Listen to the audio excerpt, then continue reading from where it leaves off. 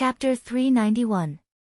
The imperial physician shook his head at Qin Yuru silently and followed Yujie out of the door of the main room with his servant. When he was about to go to the wing room to get a prescription, he saw that the curtain was suddenly lifted from the inside. Qin Yuru rushed out and cried to Imperial Physician Li, "Imperial Physician, please save my mother." Her cry was extremely sorrowful. If Dr. Li didn't have the previous experience, he would also think that Qin Yuru was a very filial young lady who was sincere to her mother. However, with the experience just now, no matter how sincere Qin Yuru was at this time, Dr. Li couldn't help but feel that she was too fake. The first impression had been formed and it was difficult to change. "First miss, please be at ease.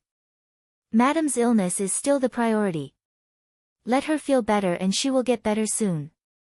Maybe there is still a possibility," Dr. Li said with a gentle look and then turned back into the wing room. Qin Yuru stood in the corridor with cold hands and feet. She only felt that her blood and qi were cold all over. Things were beyond her expectation. Madame D did not die, but she had symptoms of a stroke. What should she do in the future? She didn't want to waste time with Madame D.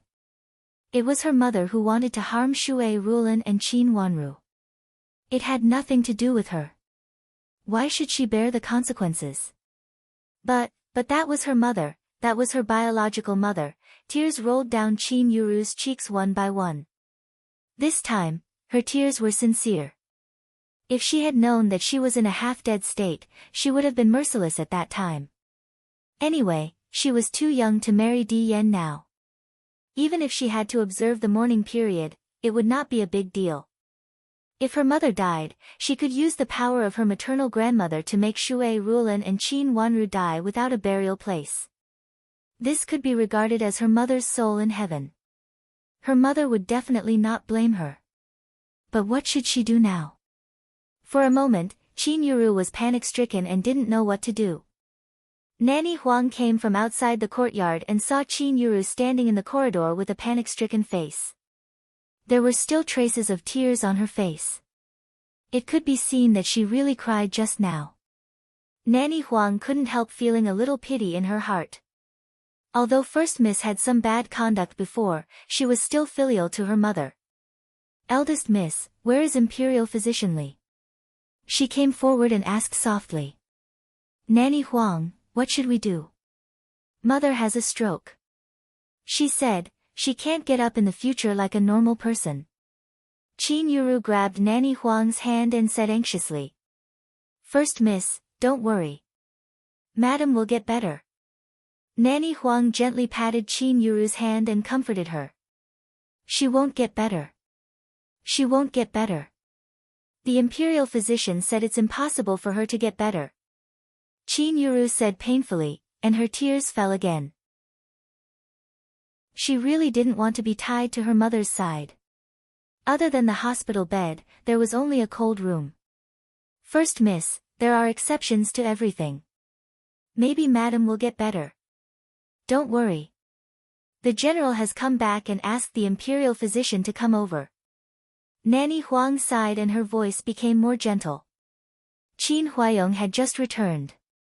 Hearing that the imperial physician was coming, he planned to let the imperial physician go over and ask about Madame D's injury in person. Perhaps the word "general" that Nanny Huang mentioned made Qin Yuru sober. She calmed down and wiped her tears with a handkerchief. Then she said to Nanny Huang in low spirits, "Nanny, the imperial physician is in the wing room giving a prescription. First Miss, please go to Madam's room and sit for a while. I will accompany you later." Nanny Huang pointed to Madame D's room and said when she saw that she was out of her wits. Qin Yuru couldn't help but shiver. Instead of moving forward, she took a step back. The curtained door of Madame D's room gave her an indescribable sense of oppression. She felt that she couldn't even breathe after entering that room. "First Miss, what's wrong with you?" Nanny Huang asked in confusion. "Nothing. You can go." Qin Yuru sobered up and shook her head with a pale face. Nanny Huang saw that her face was too pale and her expression was too sad. There was nothing else. She thought that she was just shocked by Madame D's health, so she didn't say anything more and went to the wing room to pass the message. When she came out of the wing room, she found that Qin Yuru had already entered the main room. She didn't take it seriously and led the imperial physician to see Qin Huayong. When Qin Yuru entered the room, she saw Qin Wanru sitting on the chair in front of Madame D's dressing table. She was casually looking through the jewelry on Madame D's dressing table and talking to Yujie with interest from time to time. Occasionally, she would also gesture in the mirror. Nanny Zhou stood in front of the bed and frowned. It was obvious that she didn't like Qin Wanru's behavior, but she didn't dare to step forward to reprimand her. The current Qin Wanru was not the Qin Wanru of the past. Seeing Qin Yuru come in, Nanny Zhou's eyes lit up. She hurriedly stepped forward and called out, "First Miss." Then she glanced at Qin Wanru, who was sitting in front of the dressing table, and signaled her to speak. Unfortunately, Qin Yuru didn't notice her hint at all. At this moment, her mind was filled with the thought that if Madame D was sick, it would be inconvenient for her to appear in front of others. Otherwise, others would say that her biological mother was seriously ill, and yet she still had the mood to go out to enjoy the banquet. Seeing that Qin Yuru didn't respond to her, Nanny Zhou just sat on another chair with a frown and stared at Madame D in a daze. Inexplicably, Nanny Zhou couldn't help calling out in a low voice, "First Miss." "What's the matter?" Qin Yuru was in deep thought. After being interrupted, she raised her head and said impatiently, "First Miss, Madame has fainted." Nanny Zhou said, "Didn't the imperial physician say that she was fine and would wake up soon?" Qin Yuru coldly interrupted her words. Qin Yuru's words made Nanny Zhou speechless. Madame D on the bed seemed to wake up and made some sounds. Nanny Zhou hurriedly stepped forward and said in a low voice, Madam, are you awake?" Madame D opened her eyes and turned her gaze from Nanny Zhou's face to Qin Yuru with difficulty. She waved at Qin Yuru. "First Miss, Madame asked you to come over," Nanny Zhou said in a low voice as soon as Madame D woke up. Qin Yuru lowered her head, stood up and walked to the bed. She didn't dare to look at Madame D's eyes. She always felt that there was something in those eyes, which made her inexplicably palpitate. Madame D chuckled again and clapped her hands down hard. Nanny Zhou had been with Madame D for a long time, so she immediately understood what she meant. She hurriedly said to Qin Yuru, "First Miss, Madame asked you to squat down." "She can't reach you." Qin Yuru squatted down and slightly raised her eyes to look at Madame D. Suddenly, she saw a trace of hatred in Madame D's eyes. She subconsciously stepped back, but Madame D's hand had already slapped her hard on the face. A slap was not very painful. Madame D's hand was very weak now, but when Qin Yuru stepped back, she accidentally sat on the ground. "Mother, you actually slapped me?" Qin Yuru covered her face in disbelief. Her eyes were red. She had never been slapped by Madame D in her life, not to mention in front of Qin Wanru. Madame D gasped hard. Her eyes were almost burning. She looked at Qin Yuru with hatred, and her throat made a deeper sound, but she couldn't say anything. Madam, don't be angry. Let's talk this out. This is First Miss. Nanny Zhou was also stunned for a moment. At this time, she reacted and hurriedly reached out to grab Madame D's hand. Madame D freed herself from Nanny Zhou's grip and pointed at Qin Yuru fiercely. Although she didn't say anything, Qin Yuru knew that her mother knew that she wanted to kill Qin Yuru yesterday. Qin Yuru knew that her mother knew that she wanted to kill Qin Yuru yesterday. At this moment, she was ashamed, angry, hateful, and regretful. She reached out to cover her face, stood up and ran away in tears. She didn't know how to face Madame D now. Seeing Qin Yuru run away in tears, Madame D was angry and hateful. She was still angry and slapped Nanny Zhou's face hard. Then she turned her fierce eyes to the others in the room. At this time, she realized that there was another person in the room, and it was a person who made her angry. Qin Wanru, who was sitting in front of her dressing table and playing with her jewelry, was Qin Wanru. Madame D stared at Qin Wanru with hatred. If looks could kill, Qin Wanru would have been cut into pieces by now. Qin Wanru was not surprised by Madame D's vicious expression. Even if Madame D was angry with Qin Yuru, she would definitely vent her anger on Qin Wanru and her mother. People like Madame D and Qin Yuru would never find fault with themselves. They always thought that their bad situation was caused by others. Or perhaps they subconsciously felt that even if they failed to harm others and were harmed instead, it was still someone else's fault. Why couldn't others just stand there and let them kill them and make them suffer? Qin Wanru smiled and put a string of beads around her neck. She stood up and walked to the bed. She smiled elegantly and leisurely. Madame D is awake. That's great. Just now the imperial physician said that she needs to recuperate in the future. Then I will take care of Madame D. It's okay for me to look through everything in this room, right? Qin Wanru said with a smile. She reached out and gently touched her hand. Only then did Madame D see that Qin Wanru was wearing a huge ruby ring on her hand. It was the ruby ring that she liked the most. For a moment, Madame D was angry and hateful. She made a ha sound. Madame D, you agree, right? Thank you, Madame D. I heard that Madame D has a lot of good things at this time. Anyway, I have nothing to do with Madame D, so I will look through them. Qin Wanru deliberately misinterpreted her meaning. She tilted her head and looked at the box on the side with a little coquettishness. Her smile became more and more shallow, as if she found something interesting. Madame D shook Nanny Zhou's hand hard, pointed at Qin Wanru and shook her own hand with hatred.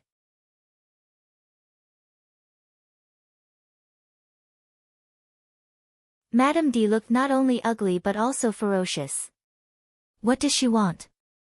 Qin Huayong looked at Nanny Zhou impatiently and asked.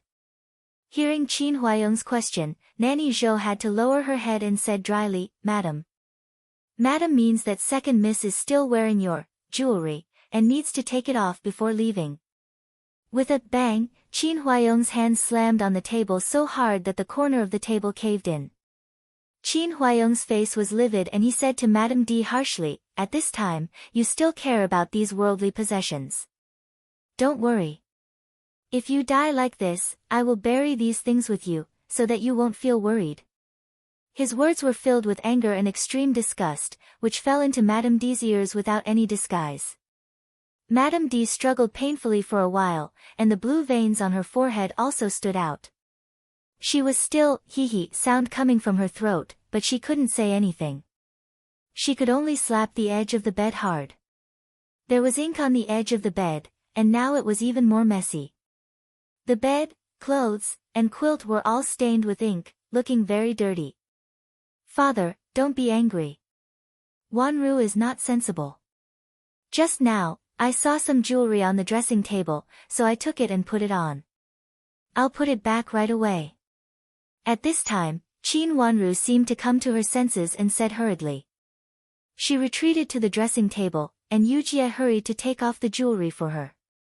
Both the master and servant were trembling with fear, and it was obvious that they were scared by Madame D. After taking off the jewelry, Qin Wanru put it on the dressing table, and then bowed to Qin Huayong respectfully. Then, she left with Yujie in a hurry, as if there was some evil spirit chasing behind them. Seeing that Madame D drove Qin Wanru away, and there were no outsiders in the room, Qin Huayong sneered and said, Madame D, you know what you have done best. You reap what you sow. You want to hurt others, but you hurt yourself. At this time, you still dare to despise Wanru, and even care about your belongings. Someone like you will get into trouble. His words were ruthless, and Madame D's face turned blue and white, and she made a painful, hee sound in her throat. Let Yuru accompany you in the future, and Wanru doesn't need to come here. Anyway, you don't treat her as a junior. She is only 11 years old, a child, and you can't tolerate her. Since you want to focus on recuperation now, she'd better not come, lest you are cruel and deliberately torture her. At that time, not only her, but also you will be in trouble. Qin Huayong stood up and said with a cold face. Madame D let out a painful scream, and seemed to want to say something. However, they were now like chickens talking to ducks, and Qin Huaiyong didn't understand her at all, nor did he want to understand her. After glancing at her coldly, he turned around and left without looking back. Nanny Zhou wanted to say something, but in the end, she didn't dare to say anything. She could only watch Qin Huaiyong stride out of the door of the main room, and Madame D's more suppressed cry of pain came from behind, and it seemed that it was more than a hee-hee sound. Qin Huaiyong only felt sick and uncomfortable from the bottom of his heart towards this hee-hee sound that seemed to be laughing yet not laughing, crying yet not crying. It was as if he had eaten something dirty that he couldn't swallow or spit out. It was extremely uncomfortable. And the atmosphere in Madame D's room also made him a little uncomfortable, as if the whole room was gloomy and cold, and it was suffocating. "Father, why are you here?" When he just walked out of the door, Qin Yuru suddenly rushed in front of him, and said with surprise. She heard that Qin Huaiyong came, so she came again. Qin Huaiyong's eyes fell on Qin Yuru's slightly red and swollen face, and his eyes were deep. He pursed his lips, and after a long time, when Qin Yuru was stared at and lowered her head, he said slowly, "I heard that you are not in good health. A little bit sick." Qin Yuru lowered her head. "Since you are just a little sick, you will take care of your mother from now on." Qin Huaiyong said slowly, and his eyes narrowed, showing a bit of coldness that he didn't usually have. Isn't there still second sister?" Qin Yuru trembled under his gaze and said anxiously. "She was driven away by your mother." Qin Huaiyong said coldly. Chapter 393. Your mother drove Wanru away. You have to be more careful in the future. Don't let your mother be too tired. She is your biological mother. Although she is not good to others, she has never been bad to you. Qin Huaiyong said coldly. After that, he did not explain more and turned to leave. "No, father, how can this be?" Qin Yuru's sorrowful voice came from behind, with a little anger that had not been there before. Qin Huaiyong acted as if he didn't hear anything and continued to walk forward. After returning from Madame D's Yulan Pavilion, Qin Wanru went back to Xining Pavilion first. Surprisingly, Shui Rulan was there. Seeing Qin Wanru coming back, Shui Rulan immediately looked her up and down and felt relieved when she found that Qin Wanru was fine. After asking her to sit down and asking a maid to serve tea, she asked softly, "Wanru, what's the matter?" "Nothing. Father asked me to come back, saying that Madame D will be taken care of by big sister." Qin Wanru said with a smile, picked up the teacup at hand and took a sip. "Isn't your eldest sister sick?" Old grandma asked in surprise. "I was very sick before. When I went there, I needed 2 servant girls to support me. Now I'm much better. Basically, I don't need to be supported anymore." Qin Wanru said with a smile. These words were very meaningful. Madame Dowager thought about it and her expression became gloomy. She sighed softly and said, "That is her biological mother. Now that she is injured like this, don't you want to take care of her?" Old grandma just thought that Qin Yuru didn't want to take care of Madame D, but she didn't know that there were many other reasons behind it. This may be because Madame D's injury was too sudden. Qin Wanru said vaguely. Since her father did not tell Madame Dowager and Shui Rulan, it was inconvenient for her to say more. Yuru is getting more and more. Old grandma did not believe what she said. She knew Qin Yuru's selfish and heartless character very well. She knew that Qin Yuru must be unwilling to serve Madame D, which was why she made so many troubles. Old grandma did not think this way at first because she thought that Qin Yuru would not do such things even if she was wrong. Now thinking about her character, she would really do that. In fact, she learned this from Madame D. Madame D reaped what she sowed. What did the imperial physicians say? The old mistress sighed and changed the topic. She didn't want to care about the matter between the mother and daughter anymore. She must have strained the vocal cord in her neck. She may not be able to speak in the future. But that's not the worst part. Madame D has a slight stroke. She may not be able to move half of her body. In the future, she not only needs someone to take care of her, but also needs to take good care of her. Remember not to get emotional. Qin Wanru sorted out the imperial physician's words and said. Madame Dowager and Shui Rulan looked at each other in astonishment. Neither of them had thought that it would be so serious. Would it mean that he would not be able to take care of himself in the future and might not even be able to speak? Is that what the imperial physician said? Old grandma asked in disbelief. Yes, my father should have known it, so he specially went to Madame D's yard to have a look. He happened to see Madame D throwing a tantrum, so he asked me to come back. Qin Wanru said. Even though Madame D had done so many abominable things before, she deserved what she had done now. After knowing that she had fallen into such a situation, Qin Huayong would definitely go to have a look. This was also an important reason why Qin Wanru deliberately irritated Madame D. In the current situation, Madame D definitely needed someone to take care of her for a long time. Although it didn't mean that a daughter must do everything by herself, she must take more care of her. She would not attend the banquets outside if possible. This made Qin Yuru, who wanted to show off in front of others and wanted to meet old Madame of Duke Xing's mansion as soon as possible to acknowledge her, unable to bear it. Qin Wanru had never thought of serving Madame D by her side. Madame D's situation was not very good at first glance. Even if she didn't feel Madame D's pulse, she knew that she should take good care of her. Madame D became like this because of Qin Yuru, so she couldn't take good care of her. If Qin Wanru took good care of her, no one would say good things about her. But if she took bad care of Madame D, the trouble would inevitably be blamed on her. Moreover, she was not a saint. How could she repay kindness with kindness? Evil people would be tortured by evil people. But she had to go. Duke Yong's mansion would make trouble, and Madame D would also make trouble. But just now, Madame D looked at her with eyes that almost dripped venom, and she knew that Madame D blamed the trouble on her and her mother. Things just happened, and Madame D didn't want to torture her for the time being. But after a period of time, Madame D would definitely ask her to take care of Madame D, and then find ways to torture her. With her current body, it was extremely easy for her to pretend to be unconscious or unconscious.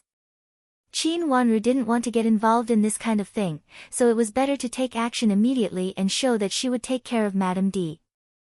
Now it was not that she didn't want to take care of Madame D, but that Madame D didn't want her. Then, even if Duke Yong's mansion said something, it had nothing to do with her. She believed that her father would definitely explain to Duke Yong's mansion. She took a step back in order to advance. She had nothing to do with Madame D. Next, she only needed to pay attention to Yulan Pavilion. The mother and daughter couldn't stay calm. Mother, since my sister doesn't want Wanru to go, then let it go. Otherwise, she will definitely come up with some new vicious methods. Shui Rulan looked at Madame Dowager and said. Just now, she heard that Qin Wanru went to Madame D's place, and she was very worried, so she hurried to find Madame Dowager. But Madame Dowager couldn't do anything about it. Originally, Shui Rulan wanted to find a reason to call Qin Wanru back in a few days, or she could find it from herself. Now that Qin Wanru came back, it was the best. Wanru's thing is like this. She didn't want to take care of Madame D, so she can't blame others. Yuru is still there to take care of her. In the future, if there is anything, just ask Yulan Pavilion first. She is always like this. Madame Dowager sighed again. No one expected that Madame D would make such a mess.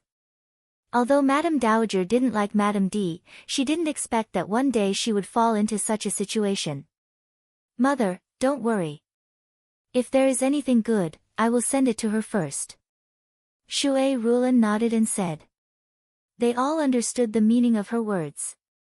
Although Madame D's current situation was caused by herself, they still had to prevent Duke Yong's mansion from finding fault with her. The best way was, of course, to serve Madame D and show that they treated her very well. Anyway, Madame D couldn't recover from her half-dead appearance. Everyone knew how to look good. Grandma, now that Big Sister has moved to Madame D's side, let Big Sister decide what she needs and what she lacks in the future. If Big Sister needs anything, we can also prepare it for her. If she wants something to eat or use, we can also let Big Sister tell us. There is a good old maid in the kitchen, and we can also give her to Madame D. Qin Wanru thought for a while and suddenly rolled her watery eyes.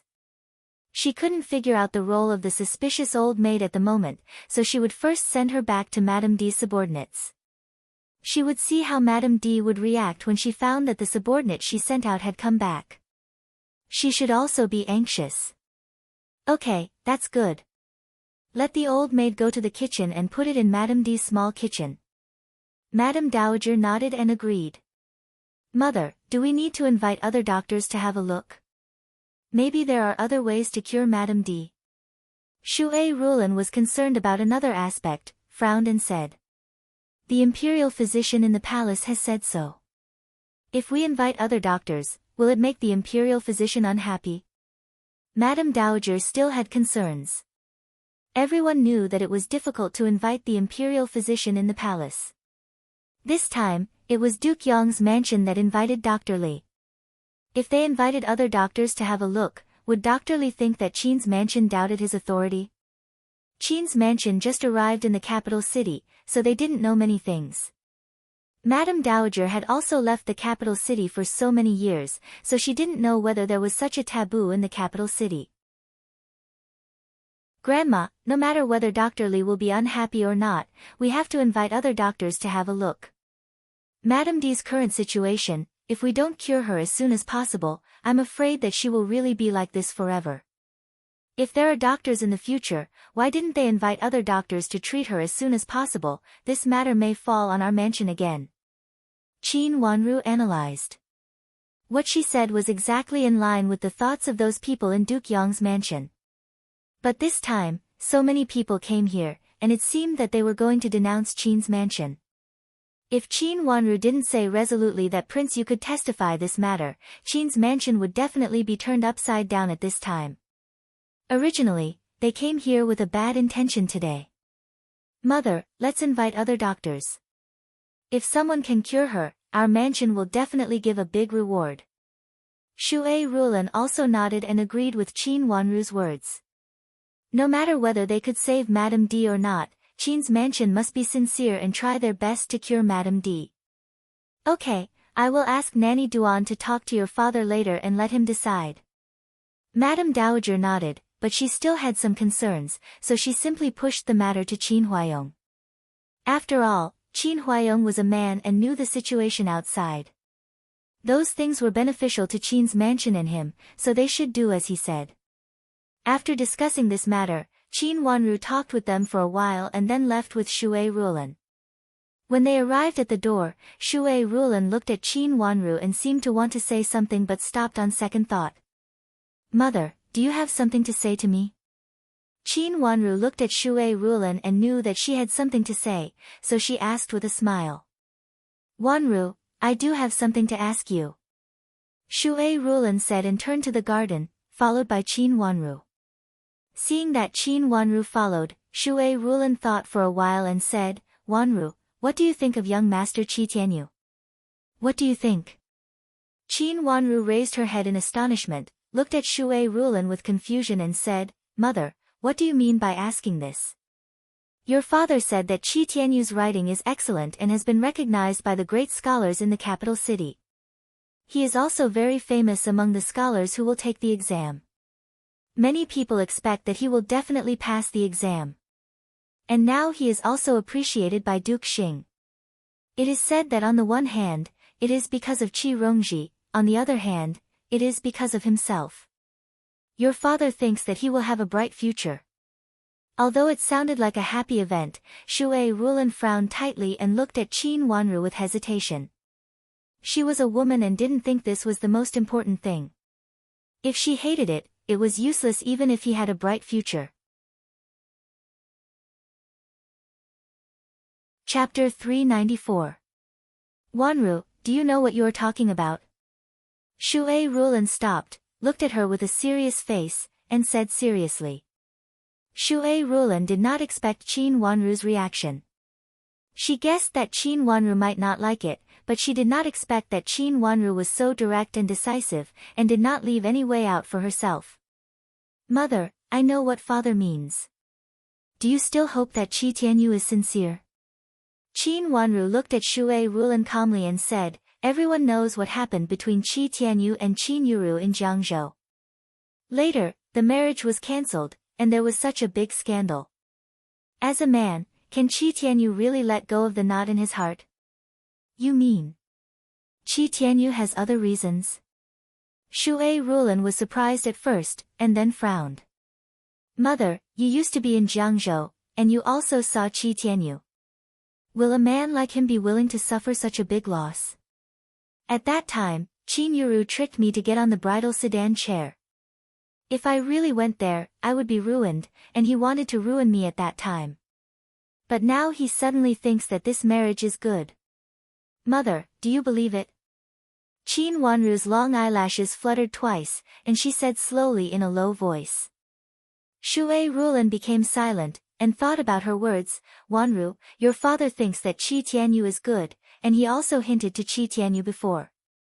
He said that Qi Tianyu will immediately say that he will not care about what happened in the past, and Qin's mansion and Qi's mansion will be as close as in Jiangzhou.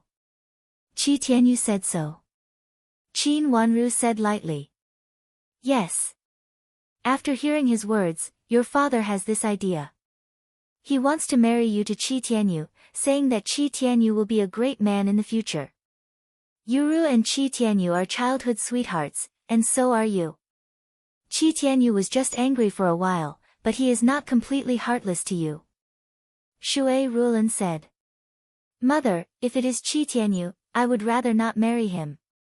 Qin Wanru looked at Shui Rulan and said seriously again. Her attitude was too firm, and Shui Rulan clearly saw her real thoughts. She frowned more tightly. I have advised your father like this before, but he just doesn't listen. He said that this is good for both families.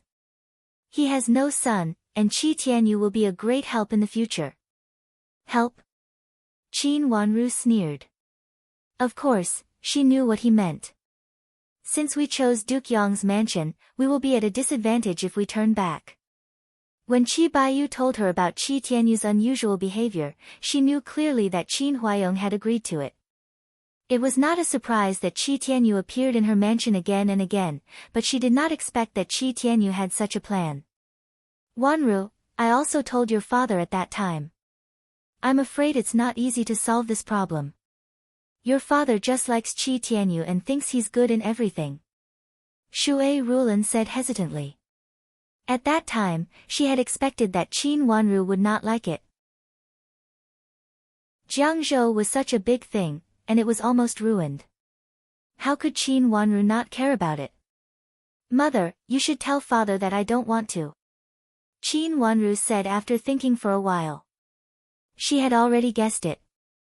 Although Shui Rulan's words were sudden, she already had a countermeasure in her heart, so she did not feel it was sudden.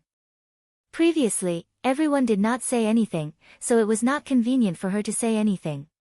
But now that it had been revealed, she felt that she could say something directly. Qi Tianyu? Did he really think that she was the caged bird in her last life, who was forced to retreat again, and finally fell into a dead end? I also think so. I will tell your father, but I'm afraid it's not easy to dispel his idea. Shui Rulan sighed. Qin Huayong had always been a person with his own ideas, and it was difficult for him to be persuaded. Mother, this thing can be done slowly. Such a big thing happened in the capital city, and now no one is in the mood to talk about marriage. Father is also very busy now. Moreover, I'm still young, so it's not urgent. Qin Wanru smiled slightly and said calmly. Although there were people who got engaged at the age of 11 in the capital city, it was a minority. Moreover, it was a troubled time now, and it would not be peaceful during this period, which would make her father have no time to care about her and Qi Tianyu. Moreover, her mother said that she was not willing to marry him. According to her father's character, he should let Qi Tianyu contact her more to eliminate her resistance. This was a good thing for her. She would like to see how shameless Qi Tianyu was. He secretly seduced Qin Yuru and tried to please her in front of her, hoping that she would marry him. He was smooth in dealing with people and scheming. Wasn't that what they were talking about? Relying on her young age, even if what he said was a little impulsive, so what? She slightly raised the corner of her mouth, and silently raised a trace of a cold smile. In her last life, Qi Tianyu and Qin Yuru had deceived her, and in this life, they still wanted to deceive her. The next few days in the capital city were not peaceful. Even though it was the spring festival, everyone was much quieter. In the past, there were less lively banquets at this time. Except for some close friends, there would basically not be any large banquets.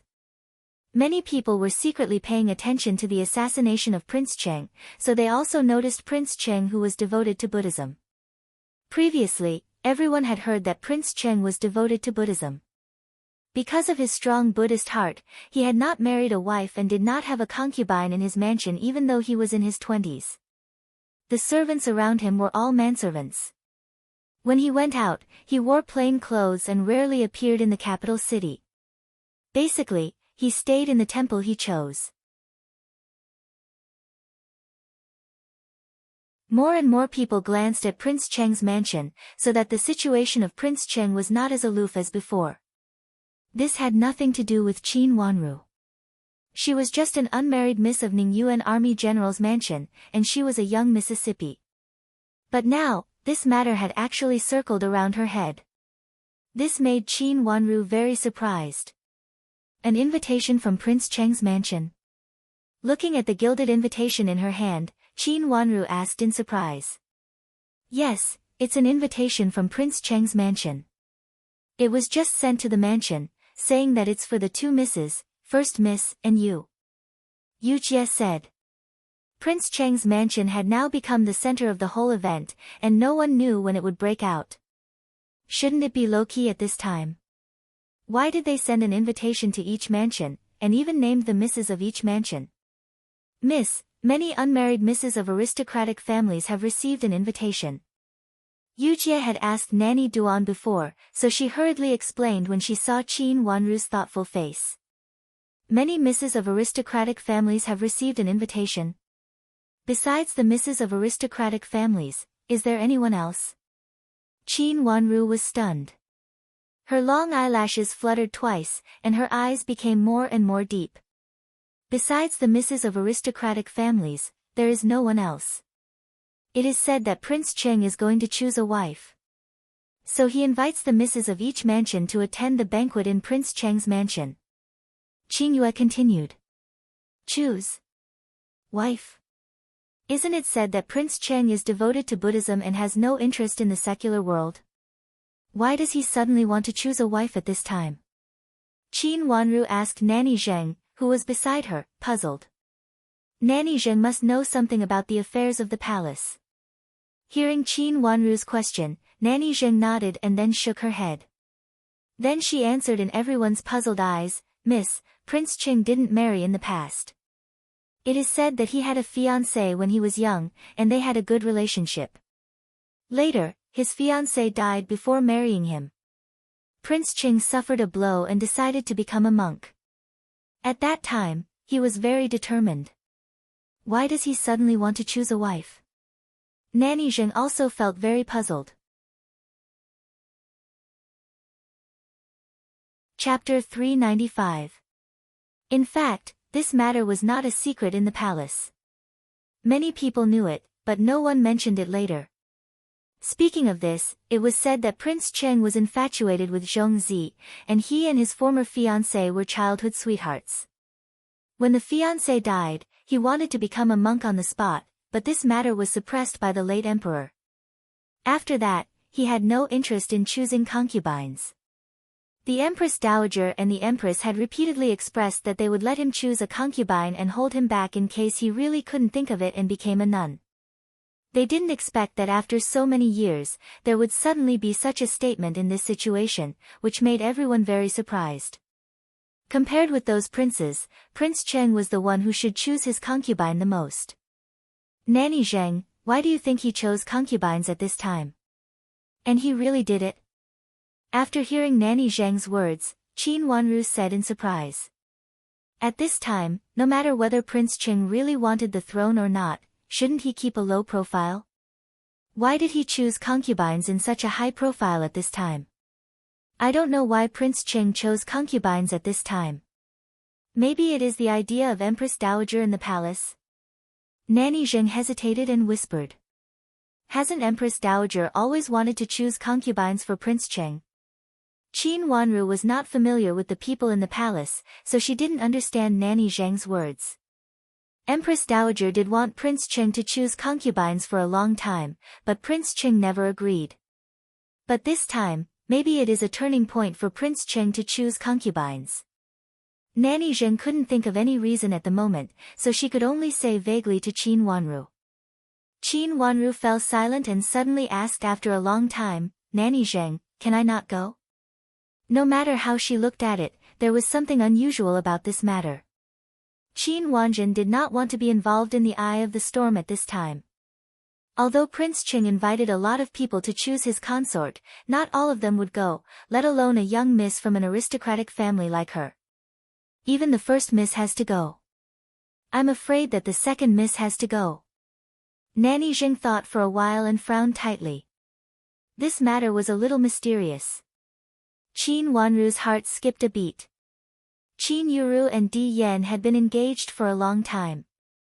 Moreover, there was a lot of disturbance in the capital city. If Prince Cheng did not choose her, it was impossible for him to choose her. Then why did she get the invitation? When the princes chose their wives, Qin Yuru, who was already engaged, did not get an invitation card. As for herself, she was really too young. For Prince Cheng, his age should be matched with a miss who was at least 15 or 16 years old and was in the prime of her youth. It seemed that a miss at her age would just nod her head and join in the fun. So why did he invite a girl like her? Isn't it the same as not going with me? With doubts in his heart, he couldn't help spitting it out. Yujia and Qin Yu looked at each other and didn't understand what she meant for a while. But Nanny Zheng understood and her eyes suddenly lit up. Miss, I got it. You and First Miss are actually there to count the number of people. I don't think they will choose you.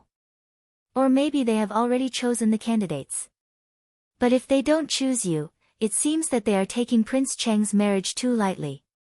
So they made such a big banquet. This guess was 80 or 90% accurate.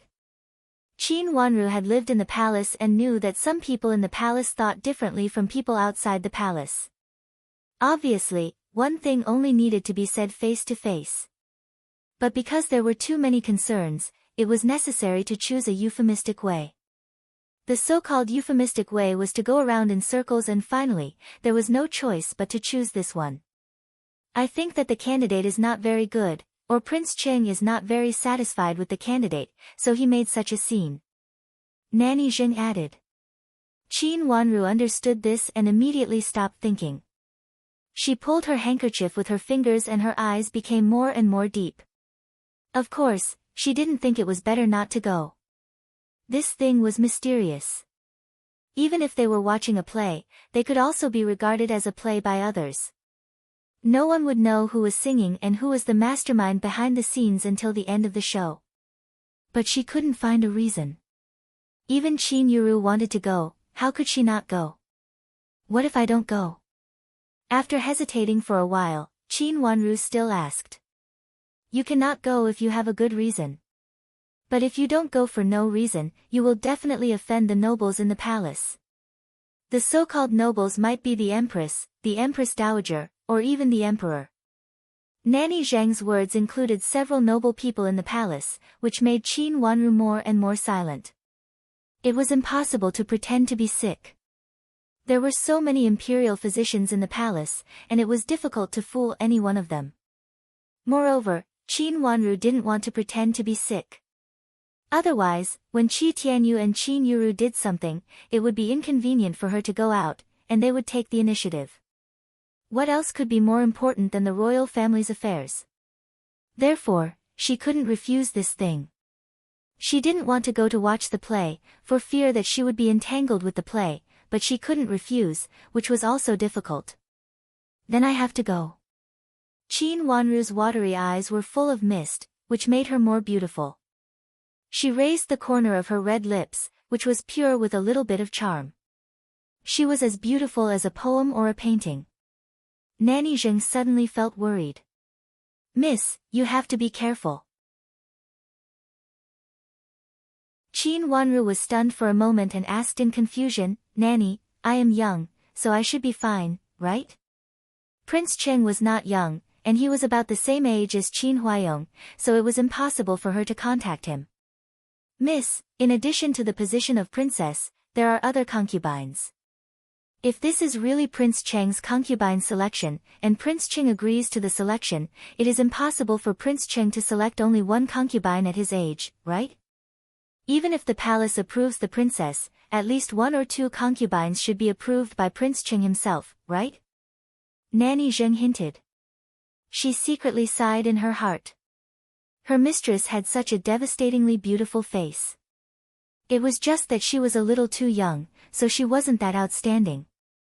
However, anyone who saw her would feel that this second miss of the Qin residence would definitely be stunning in a few years. Since that was the case, it was fine even if they had to wait a few years.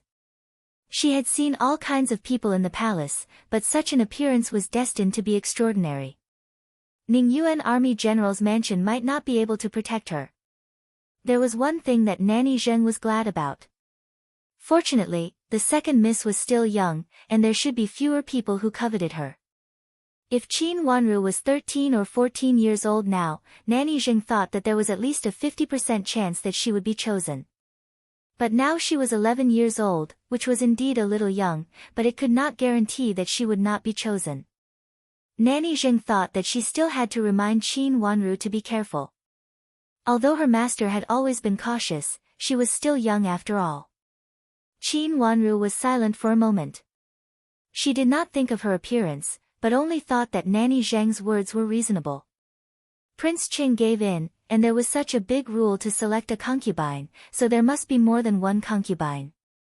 It seemed that Qin Wanru and Qin Yuru, who were impossible to be chosen, were forced to choose only one concubine. However, it was not impossible for Prince Cheng to choose a few more concubines. It was impossible for Qin Yuru, who was engaged, to choose another concubine. But for a young girl like her, if Prince Cheng was unhappy, he might deliberately choose a few younger concubines. Anyway, he did not say that she could not be chosen. Thinking of this, she was indeed in danger. Nanny, what do you want to do? Qin Wanru asked. She had never met Prince Cheng and did not know his character, so she could only ask Nanny Zheng for advice. Miss, I heard that Prince Cheng does not like women to wear sachets embroidered with bright red peonies. Nanny Zheng thought carefully and suddenly remembered a rumor. Her eyes lit up. Sachets embroidered with bright red peonies? Qin Wanru was stunned for a moment and did not understand what kind of preference it was. Peonies bloomed in rich colors, which could be said to be extremely beautiful. This kind of flower was the favorite of many young ladies from aristocratic families. Many of them embroidered peonies on their sachets. Although Qin Wanru did not like peonies very much, she also had one or two sachets embroidered with peonies. Although the bright red color was too bright, it had a kind of dignity and grace. The clothes of the legal wife were bright red, and the phoenix robe of the empress was also bright red. This kind of color was extremely beautiful. How could Prince Cheng not like this kind of sachets? Moreover, the sachets were not women's things. Would Prince Cheng pay attention to this kind of women's things? Miss, don't doubt it. It seems to be true. It is said that in the past, there was a palace maid who liked Prince Cheng and wanted to marry into Prince Cheng's mansion. When she had nothing to do, she would make friends with Prince Cheng. Once Prince Cheng was drunk in the palace maid took the opportunity to get close to him. However, unexpectedly, the sachet embroidered with bright red peonies at her waist made Prince Cheng sober up and kicked it out of the bed. Nanny Zheng talked about this matter. At that time, there were a lot of secret rumors in the palace. Some people even said that they knew this palace maid and knew that she admired Prince Cheng. After that, she was directly punished by the emperor. In fact, Nanny Zheng did not see it directly, but she heard so many well-organized rumors clearly. After hearing Nanny Zheng's words, Qin Wanru thought for a moment and said to Qin Yu, "Do I have a sachet embroidered with peonies?" Qin Yu arranged all the ornaments like sachets. "Miss, you have too. Let me show them to you." Qin Yu nodded and took out 2 sachets in a short while. Qin Wanru picked them up and compared them. One of them was embroidered with light blue peonies, which were colorful and elegant, making people feel elegant.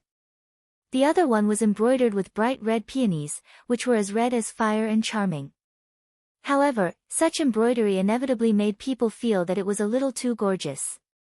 What was more, Qin Wanru was not big and her whole body could not cover such a gorgeous color, let alone match it. There was no clothes that could match such a gorgeous color. Qin Wanru did not have such gorgeous clothes.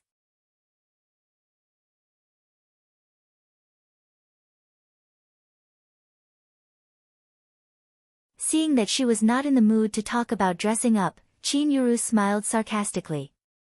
She picked up her dress and got off the carriage with Mei Shue's help. Qin Wanru also got off the carriage with Yujie's help. The carriage was very spacious. Qin Yuru came in first and occupied the innermost main seat. Mei Shue sat on her right side. Qin Wanru came in and sat on the left side. There was a window on the side. The curtain was lifted and the screen window was down, so they could see the scenery outside. Seeing that the 2 young ladies had sat down, the coachman raised his whip and slowly set off. It was still early, so they were not in a hurry to go out at this time. It was unknown when the sky started to snow sporadically. It fell one by one, and it was very beautiful. They came from Jiangzhou, so they were very fond of the snowy scene in the capital city. Qin Yuru also sat by the window on the right side of the carriage. She simply reached out and wanted to catch a snowflake. Unfortunately, the snow was not heavy and the direction of the wind was not right. She happened to be unable to reach it. Seeing the snowflake sliding in front of her, Qin Yuru looked at Qin Wanru's side reluctantly. If she reached out her hand in this direction, she would definitely be able to touch the snowflake. Qin Yuru had been very sullen recently. It was not easy for her to have such an opportunity to go out. She was secretly happy that Prince Cheng's mansion sent a strong invitation. Otherwise, she would not have any chance. "Second sister, can we change to another window?" Qin Yuru looked at Qin Wanru and said. "No." Qin Wanru refused without hesitation. "Why?" Qin Yuru's face immediately darkened. "No means no. You have already chosen before. Now you want to change again. Do you always want to change when you see someone good?" Qin Wanru said without turning her head. This kind of neglect and contempt made Qin Yuru's face change dramatically. There was anger in her eyes, but she suppressed it immediately. When she went out, Nanny Huang repeatedly told her not to have any conflict with Qin Wanru again. She told her that Qin Wanru was a smart person at first sight.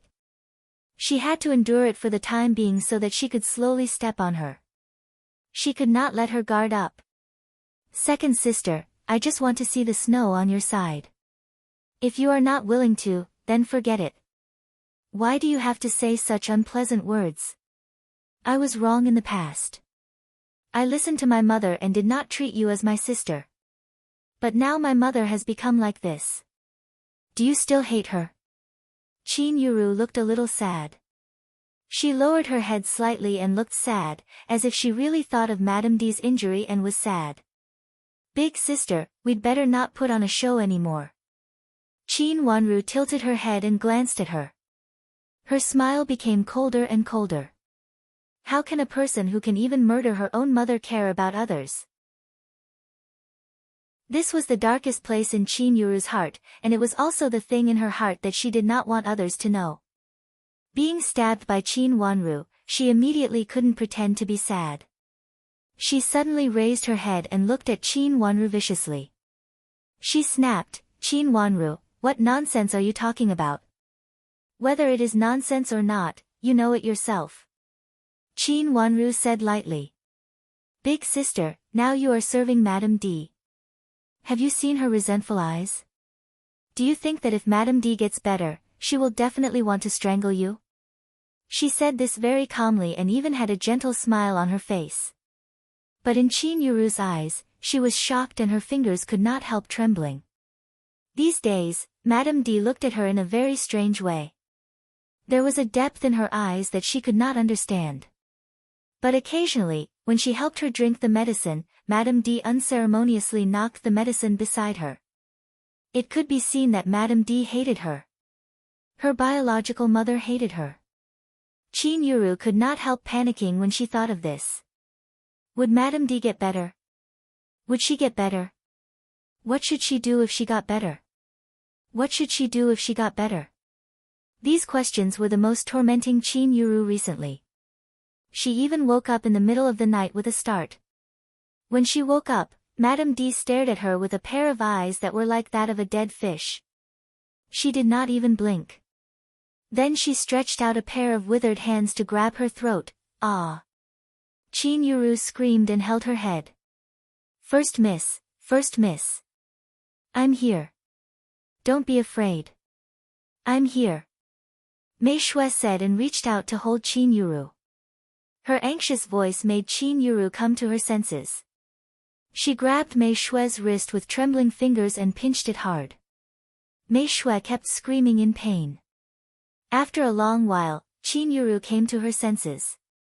She looked at Qin Wanru's face coldly. But this time, she did not quarrel with Qin Wanru. She leaned against the window and closed her eyes tightly.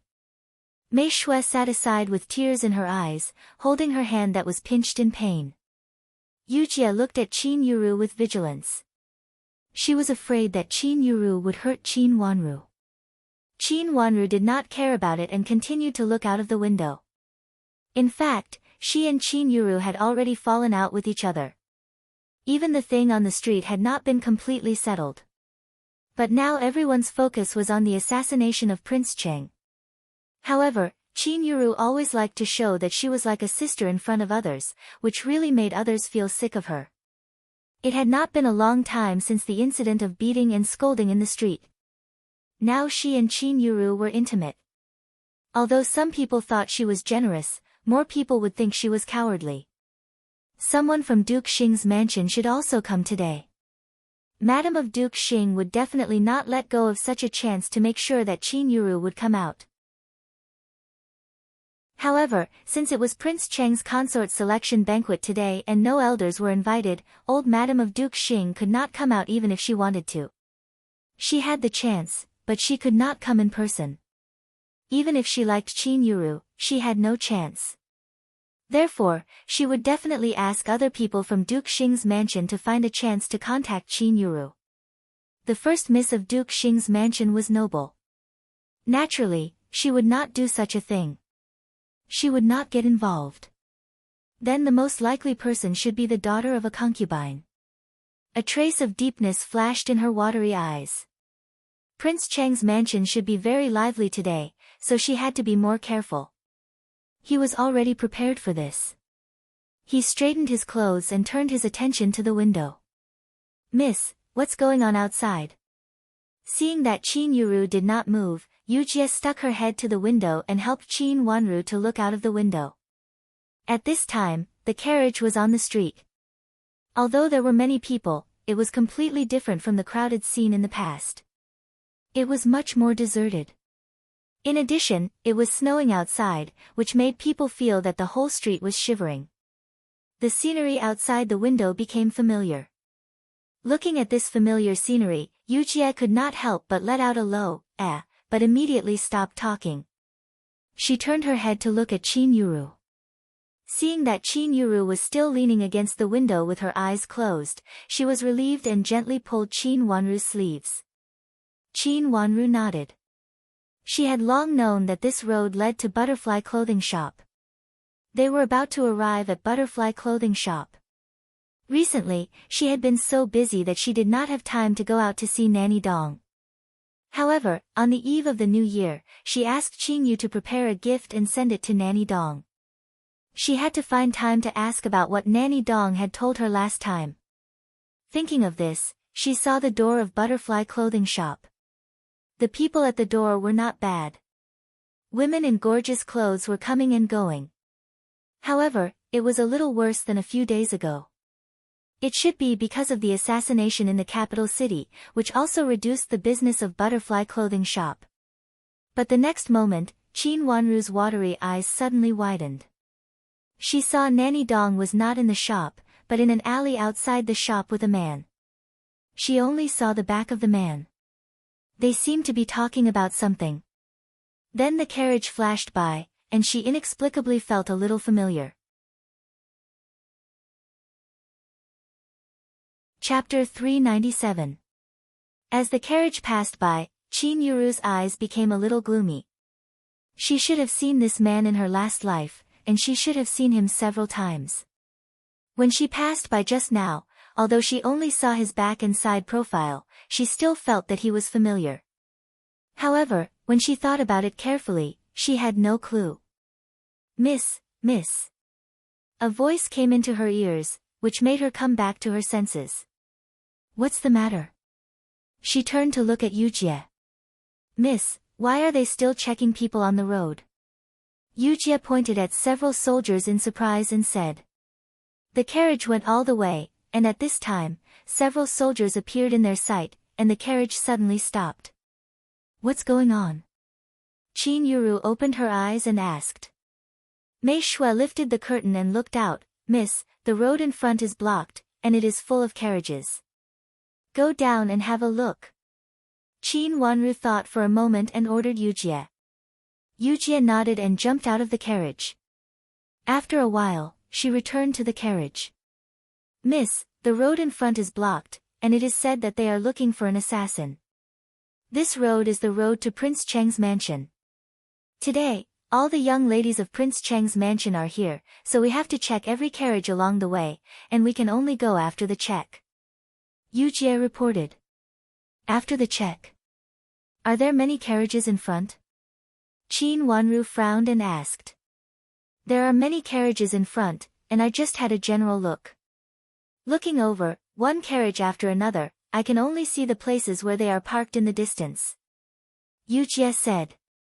What should we do?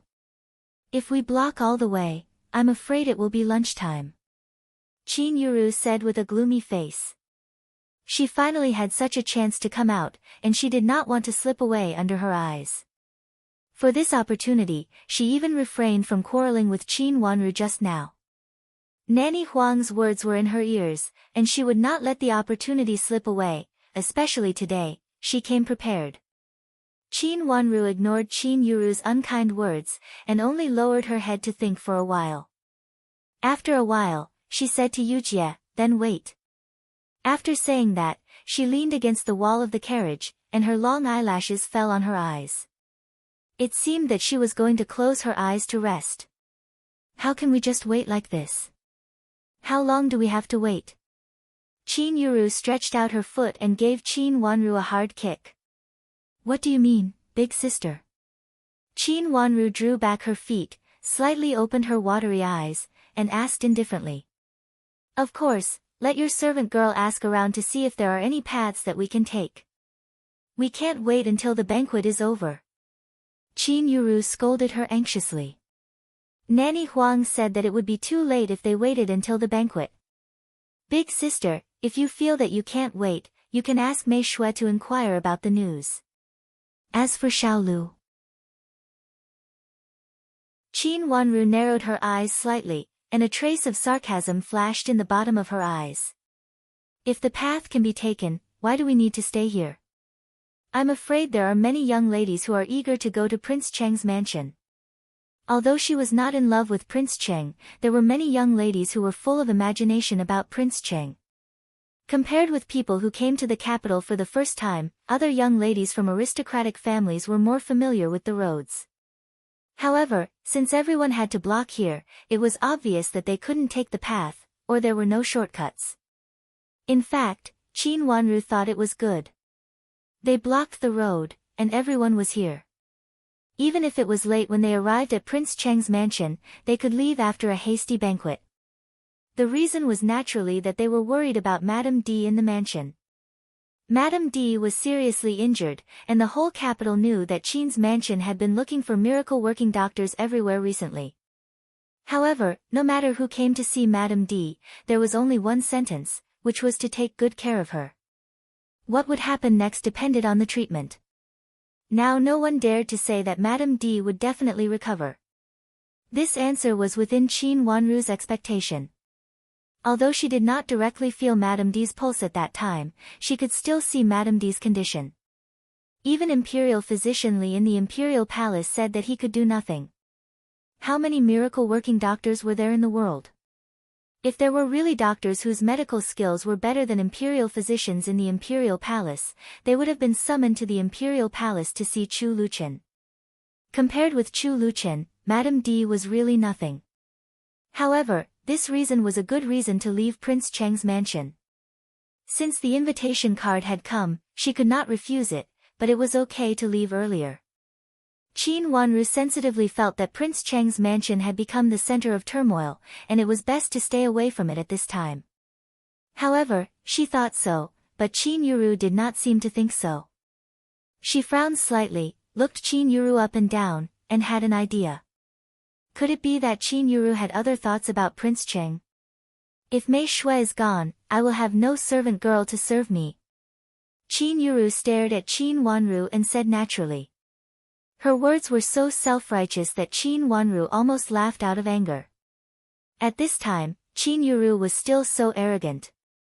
She still thought that Qin Wanru was the Qin Wanru in Jiangzhou, and she would do whatever Qin Wanru asked her to do. She ordered Qin Wanru around like a servant girl. Big sister, you must be joking. I only have one servant girl. Qin Wanru said lightly, and then directly closed her eyes, ignoring Qin Yuru. Hey, why are you like this? Your servant girl seems to be smarter. What's wrong with doing more work? Seeing that Qin Wanru ignored her, Qin Yuru said indignantly. Yujie, get off the car and ask if there is any path to take. Seeing that Qin Wanru ignored her, Qin Yuru turned to Yujie and ordered. First Miss, I am the servant girl of Second Mississippi. Since Second Miss doesn't allow me to get off the car, I dare not get off. Yujie had always disliked Qin Yuru. At this time, when she heard Qin Yuru's continuous shouting, she could not stand it anymore. After hearing what Qin Yuru said, she immediately answered. Her words sounded respectful, but in fact, she completely ignored her. Qin Yuru was so angry that her hands and feet were cold. If it were not for the wrong time and place, she would have slapped her. She suppressed her anger and said to Mei Shui, who was beside her, get off the car and ask. Yes. Mei Shui said hurriedly, and then jumped off the carriage. After a while, she came back and reported anxiously, First Miss, the carriages that have been blocked are not allowed to leave. They said that they need to check carefully. If the carriages of any mansion leave casually, they will bear the consequences. Sure enough, they were not allowed to leave. Although Qin Wanru did not open her eyes, she still heard it clearly. Knowing that this traffic jam was inevitable, she became more and more happy, still leaning against the wall and closing her eyes to rest. What bad luck! Qin Yuru was also at her wit's end. She scolded bitterly and also wanted to lean against the wall and close her eyes to rest. But when she just closed her eyes, she opened her eyes in annoyance and raised her hand to lift the gauze curtain beside her so that she could see the scenery outside clearly. When will they come to check? They said that the carriages in front will be checked one by one. It should be soon. Mei Shui said timidly. Qin Yuru looked out of the window and gritted her teeth helplessly. She turned her head and looked at Qin Wanru coldly, almost gnashing her teeth, as if this traffic jam was caused by Qin Wanru. After that, Qin Yuru was restless in the carriage. She closed her eyes for a while and opened her eyes for a while. Then she asked Mei Shui where the investigation was, and then she opened the window and looked out, looking very annoyed.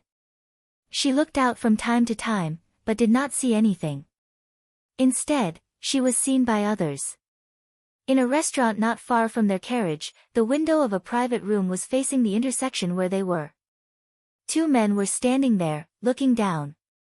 The handsome man with his hands clasped behind his back did not notice her at first, but there were indeed a few ladies who poked their heads out to take a look as the carriage passed by. But no one was as frequent as Chin Yuru, who would stick her head out to have a look almost every once in a while. "Who is down there?" After seeing Chin Yuru several times, the slender man asked a man who looked like a servant behind him. The man who looked like a servant stepped forward to have a look, carefully identified the symbol on the carriage, and then said respectfully, "Your Highness, it's the carriage of Ningyuan Army General's mansion." "Ningyuan Army General Qin Huayong?" Her Highness thought for a while and asked. "Yes, it should be this General Qin." The servant nodded. "How many daughters does he have in his mansion?" Her Highness asked lightly. She looked down, but did not see Chin Yuru's face. Chin Yuru just looked ahead anxiously without raising her head. Looking down from above, she could only see the top of Chin Yuru's head. In order to show the emperor's kindness, basically, several young madams from aristocratic families sent several invitations to this banquet.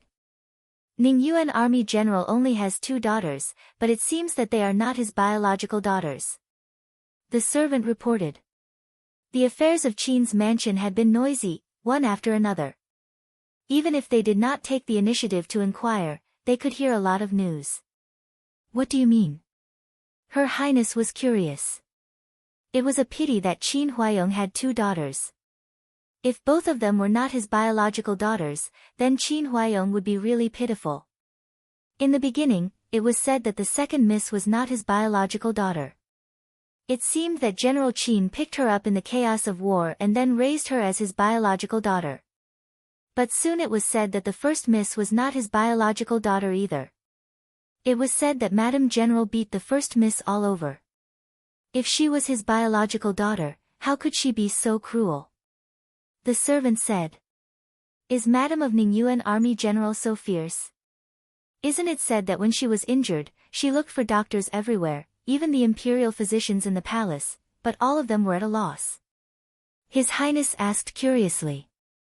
Recently, the most talked about thing in the capital city was the assassination of Prince Cheng. However, people could only speculate about it secretly. As for Madame D of Ningyuan Army General's mansion, everyone was talking about it openly. Using this matter to dilute the matter of Prince Cheng's assassination, people were also very willing to talk about it. It is said that she is not only fierce, but also very vicious. Because second Miss Qin is not his biological daughter, she even viciously wanted to kidnap her and sell her. After coming to the capital city, she even wanted to destroy the child in the belly of the co-wife of General's mansion. The servant connected all the rumors he had heard before without any embellishment.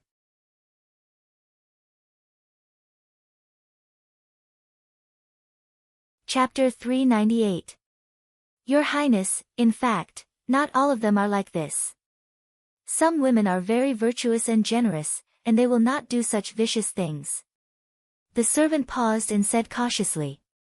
His Highness waved his hand and said, "I heard that the wife of Ningyuan Army General is the miss of Duke Yong's mansion. Even a miss from an aristocratic family, a noble one, behaves like this. Other women are even worse. Your Highness, this madam is the only one who is so vicious. You have never heard of such things in other families." The servant continued to persuade. "There is no such thing." His Highness coldly raised the corner of his mouth and said, "Others just do it more secretly. They don't let you know, but it doesn't mean that everything is peaceful. It seems to be peaceful, but it doesn't mean that everything is peaceful." Your Highness, the servant still wanted to say something, but he was interrupted by His Highness rudely. His eyes flashed to the end of the long street, where Prince Cheng's mansion was and was also the place of inspection. One carriage after another was being inspected. "When can we start the banquet?" "Your Highness, it is about noon." This time, it wasn't the servant who answered. Instead, It was a middle-aged monk who stood beside Her Highness. The monk looked a little burly, but he had a pair of delicate eyes that were completely different from his burly appearance. When he heard the question, he replied indifferently. The so-called marriage selection banquet is finally ruined again. Good. His Highness turned around and sat down on a chair beside him, looking relaxed. Your Highness, why did you ruin the marriage selection banquet? In fact, it is also good for your Highness to choose a marriage. The burly monk was still standing by the window, looking at the winding carriage, and asked without turning his head. If I marry a bitch like Madame D, I would rather not marry her. Now I am much more free, and I won't have too many relationships. This was Prince Cheng. Hearing the monk's question, he smiled and raised his cup, but his eyes became cold. Your Highness, you can choose more and marry more. Looking at so many misses, you can always choose some suitable ones. Indeed, not all the women in the world are like Madame D. The monk also looked down and happened to see Qin Yuru poking her head out again. So many misses. How many suitable ones were there? I'm afraid that they've already made arrangements for me. I'm not engaged, I'm still young, I don't have a good reputation, and I've even eloped with someone. There aren't many who are suitable for me. It's been decided internally. King Cheng sneered and drank up the wine in his hand. Of course, there were a lot of young ladies from aristocratic families in the capital who received invitations, but there should be even more who didn't. Those who could come, other than those chosen by the palace, were probably not suitable. It was just that looking at the grandeur of the scene, it made people feel that they valued him greatly. Your Highness, you can actually choose a few younger ones. So what if they're a little younger? His Highness doesn't really want to get married, so I'll just take care of him. In the future, maybe he'll be of some help. And it's not someone set up by the palace. The monk reminded him after thinking for a while. This was the most beneficial approach for King Cheng. It was true that it was not suitable for King Cheng to choose a young lady. Given his age, he had to marry a young lady, but it was not suitable for him to marry a young lady. However, compared with those with a bad reputation, it was better to choose a young lady who was engaged. At least she was a miss from an aristocratic family. Moreover, being young had its advantages. Others might not like it, but it was the best situation for King Cheng. Choose a few younger ones as concubines. King Cheng thought for a while and was a little tempted. He could no longer choose the position of the princess consort. He had to behave himself and choose the one appointed by the palace. Only in this way could he have some freedom and choose a few who were beneficial to him. For King Cheng, young, immature, and unable to get married, he really felt that it was a good thing. If the one he chose had some help behind her, it would indeed be very good for him. After the assassination, others only thought that King Cheng was a victim, but they didn't expect that his situation was much worse than before. There were even people of the emperor around him. King Cheng understood that his elder brother suspected him. At this time, he had to listen to the emperor, otherwise he would inevitably get into trouble. This was also an important reason why he had to agree with the Empress Dowager and the emperor to choose a princess consort. He had to keep a low profile and be obedient to protect himself. If I have to choose, which miss is more suitable? King Cheng was a little tempted. A family like Qin's mansion is the most suitable. Their official position is not high, but they have real power. Maybe they can occupy a higher position in a few years. The monk stretched out his hand and pointed to the carriage below.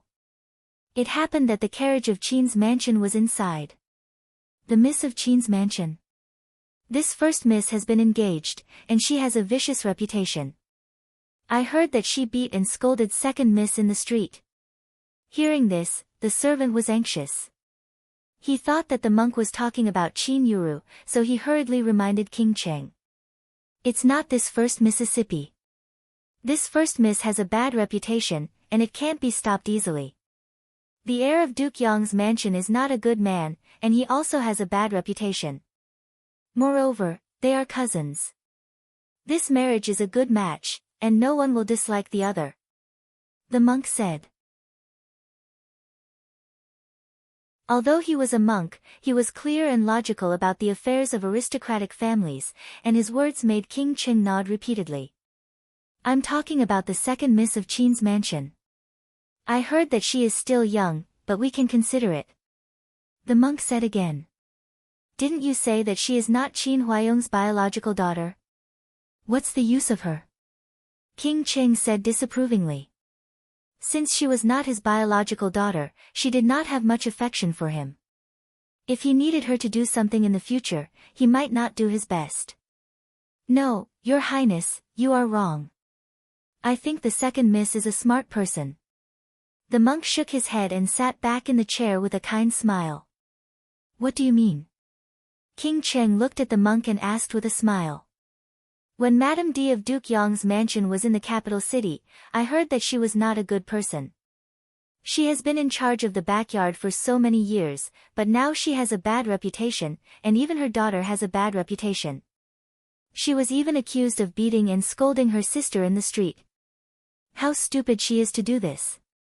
Even the daughters of aristocratic families with a little background will not do this kind of stupid thing, right? She hurt her own reputation, and lets so many people see it. Even if she wants to clear her name, she can't.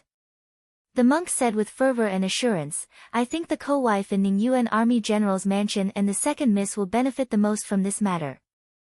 If it is related to the co-wife of General Qin, she is a smart person, and the second miss is now registered under the name of the co-wife. Of course, the benefits are great. But if the second miss is a smart person, it will be better. Prince Cheng's mansion needs smart women. The monk's last sentence was meaningful.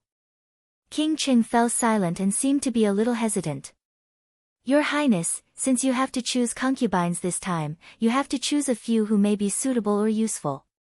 Qin Huayong's status is not high, and it will not arouse the suspicion of the palace if you choose his daughter. She is a little young, but isn't it more suitable for your Highness? You can get married a little later. The great monk concluded. That was to say, it was a good thing without any harm. Hearing what he said, King Cheng nodded and said, As you said, I will choose a few young, potential and obedient misses from aristocratic families today. It doesn't matter even if I don't marry them first. I have decided on them first.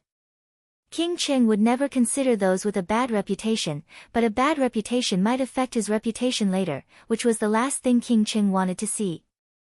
Master, please draw up a list for me later, and I will choose concubines according to this list. King Cheng had an idea at this time, so he thought for a while and said. Your Highness, you are right, but everything in front of us. The monk raised his chin and pointed out the window. Go, tell someone that the assassin has been found. Prince Cheng understood and gave an order to the servant with a smile. This thing was originally made up by him, and the so-called assassin was just an excuse. Yes, I will go right away. The servant understood and hurried downstairs. Qin Wanru did not know that King Cheng was watching her from above, nor did she know that she had been schemed by King Cheng because of Qin Yuru's frequent stretching of her head. Miss, the carriage is moving. Mei Shui was the first to sense that the carriage was moving, and immediately shouted in surprise. Qin Yuru lifted the curtain again and saw the scenery outside the window was moving backward, and the speed was not slow. She was immediately overjoyed, sat up straight, tidied up her hair ornaments, and checked whether there was anything inappropriate on her body. This dress was carefully prepared by her. Qin Wanru opened her eyes and signaled to Yujie. At this time, Yujie understood and asked the coachman outside the window a few words. Then she knew that the reason why the carriage could move now was that the news came from Prince Cheng's mansion that the assassin had been caught, and the martial law was lifted. This news was good for Qin Yuru, but not for Qin Wanru. Looking at Qin Yuru who was ecstatic, Qin Wanru's eyebrows twitched, and she suddenly had a bad feeling. Did Qin Yuru really have such a delusion? Her watery eyes glanced at Qin Yuru's beautiful face, and her eyes became more and more deep.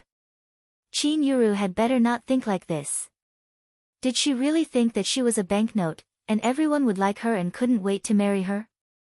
Di Yan was her last choice, and also her only choice, the carriages stopped in Prince Cheng's mansion, and then slowly entered Prince Cheng's mansion one by one. There were many misses from aristocratic families here today, and the carriages of Qin's mansion were behind, so it took a lot of time to get here. Finally, they entered Prince Cheng's mansion and followed a group of carriages to the parking yard.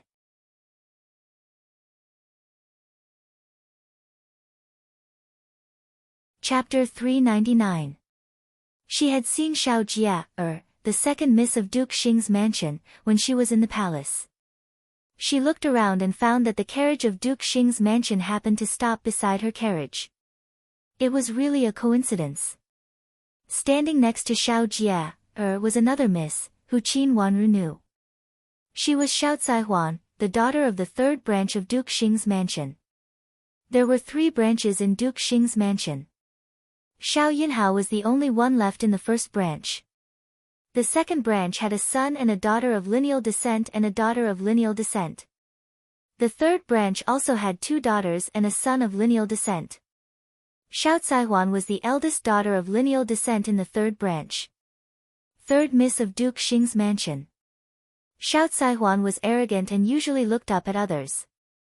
At this time, seeing Xiao Jia, still talking, she became a little impatient and snorted, "Second sister, can we go now? Let's go, let's go, let's go now."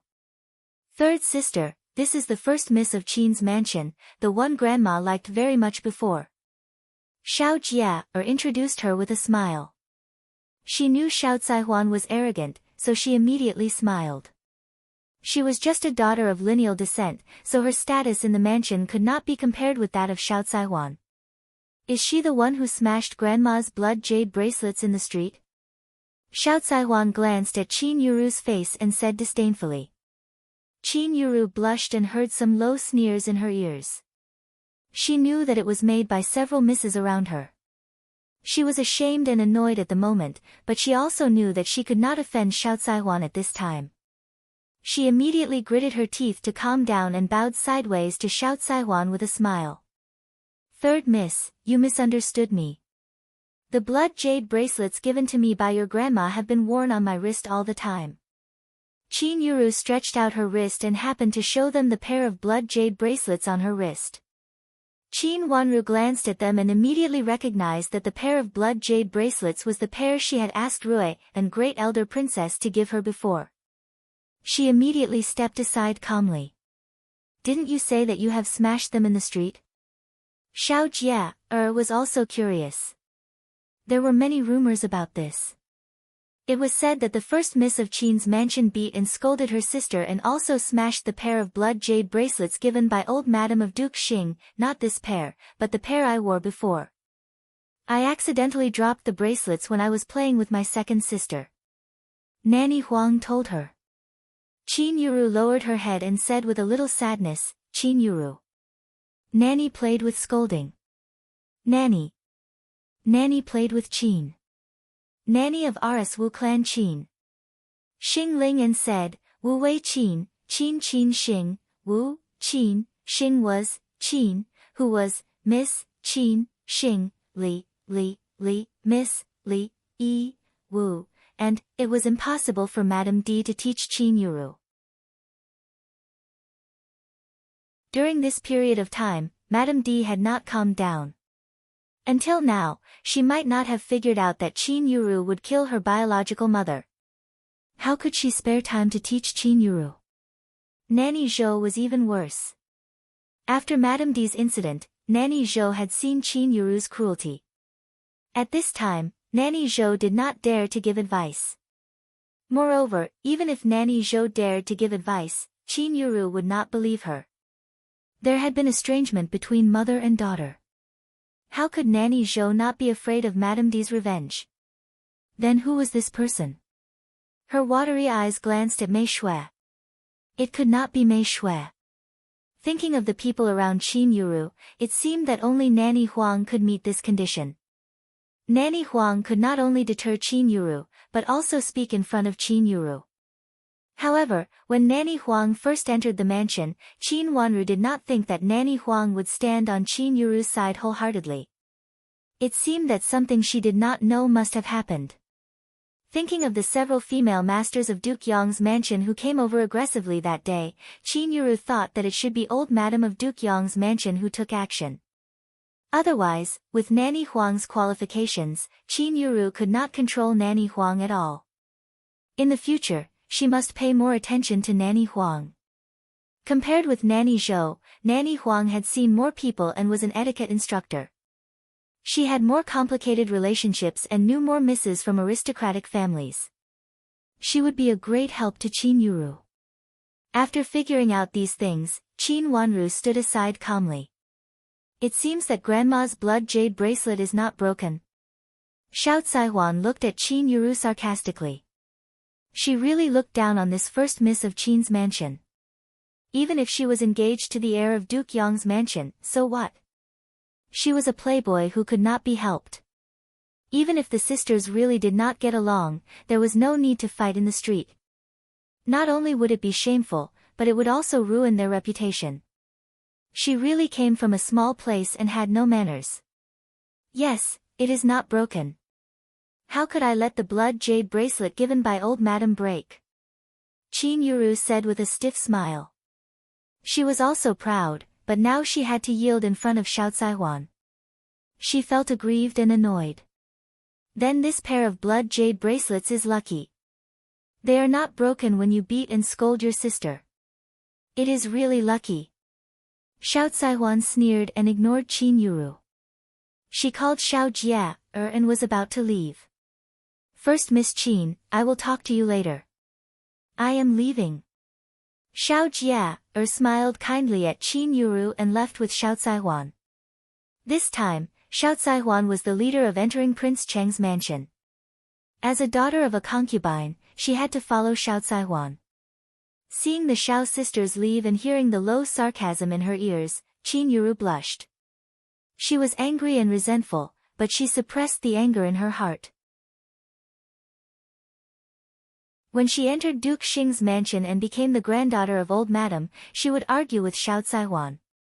She was just the daughter of the third branch of Duke Xing's mansion, and she entered the mansion in the name of the former heir of Duke Xing's mansion. Moreover, if she was recognized, Rui, and great elder princess would also be her maternal grandmother, who was a real member of the royal family. Xiao Caihuan was not as noble as her.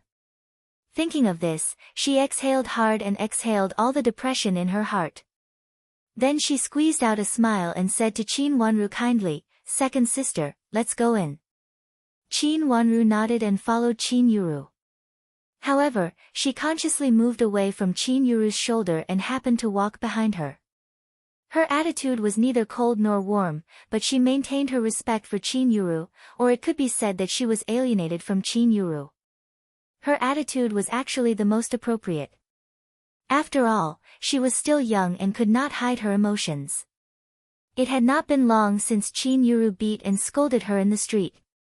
It seemed too fake for her to be intimate with Qin Yuru. She was still young and did not know how to hide her emotions. Qin Yuru adjusted her footsteps and wanted to walk side by side with Qin Wanru to show more intimacy. At least, it seemed that she had forgiven Qin Wanru. She was different from Qin Wanru. Qin Wanru had the advantage of being younger than Qin Wanru, but she couldn't. If she couldn't be more intimate with Qin Wanru, there would be a lot of gossip. However, she slowed down, and so did Qin Wanru, still standing behind her. "Second sister, come up a little, let's go together." Qin Yuru looked back and said with a smile. "Big sister, please go first." Qin Wanru looked like she did not want to be close to her. Her long eyelashes fluttered twice, and she stepped back quietly. This time, the distance was wider than before. Qin Yuru was so angry that she almost changed her face. But looking at some misses around her, she had to smile stiffly and said, "Second sister, please help yourself." After saying that, she turned and walked inside. Qin Wanru kept this distance and walked inside. Along the way, many people pointed at them. It was really because what Qin Yuru did before was too shocking. When they did not see her, they did not care about this matter. Now seeing the sisters, all kinds of speculations, all kinds of curious eyes, and all kinds of whispers sounded around them. Qin Wanru calmly looked at the road under her feet and walked calmly. She looked indifferent, as if she did not hear the words around her ears. There were all kinds of malicious speculations about her. Some said that she deliberately provoked Qin Yuru to fight with her, and some said that the sisters did not get along well with each other in the mansion and often fought with each other, which was why they lost control on the street. Qin Wanru just pretended not to hear. Anyway, these misses were embarrassed to speak loudly, and after all, they were the minority. Most of them were targeting Qin Yuru. The more Qin Yuru listened, the angrier she became, especially when she heard several young madams talking about her marriage with Di Yan and some rumors about her. Her face twisted uncontrollably, and she almost turned around to confront them directly. Mei Shui saw the situation was not good, and hurriedly called out in a low voice, "Miss." Qin Yuru took a deep breath and tried to calm herself down. She could not help walking faster, only wishing to stay far away from these people. She could not say anything now because her status was not high enough to suppress others. When she became the granddaughter of old Madam of Duke Xing's mansion and the granddaughter of Rui and great elder princess in the future, those people still dared to look down on her and dared to talk about her. She would let them swallow all the words they talked about today. Qin Yuru quickened her pace, and Qin Wanru also sped up a little, still keeping a distance between her and her. "Prince Chen and Prince Zhou are here?" Prince Cheng asked in astonishment. He had changed his clothes again. He was wearing a gorgeous brocade robe and a jade crown on his head, looking a little more elegant. At this time, he was standing in a pavilion in the garden. The pavilion was on the rockery, which was a relatively high building in Prince Cheng's mansion. Standing here, he could almost have a panoramic view of the whole garden. This was also the position of Prince Cheng today. The so-called concubine selection had to be selected, even if it was just a formality, it had to be done once. However, although Prince Cheng was noble, he could not let these misses from aristocratic families walk in front of him one by one. Therefore, he came to this pavilion. If there was really someone he liked, he could just ask and come here. There was a pot of tea in the pavilion, and there was no one else. The curling smoke and the smell of sandalwood were very calming. The pavilion was on the rockery, and behind it was the balcony of a pavilion. It was very convenient to go up to the pavilion and then come down from the pavilion. "Yes, Your Highness. It is said that it is the decree of the Empress Dowager." Shichi reported respectfully. "Let them in." Since it was the decree of the Empress Dowager, Prince Cheng did not dare to take it lightly and said slowly.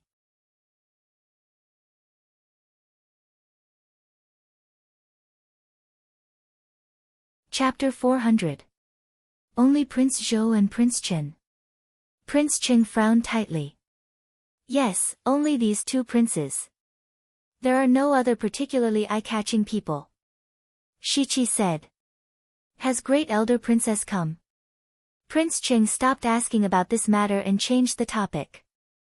"Great Elder Princess has come just now and is greeting female guests inside.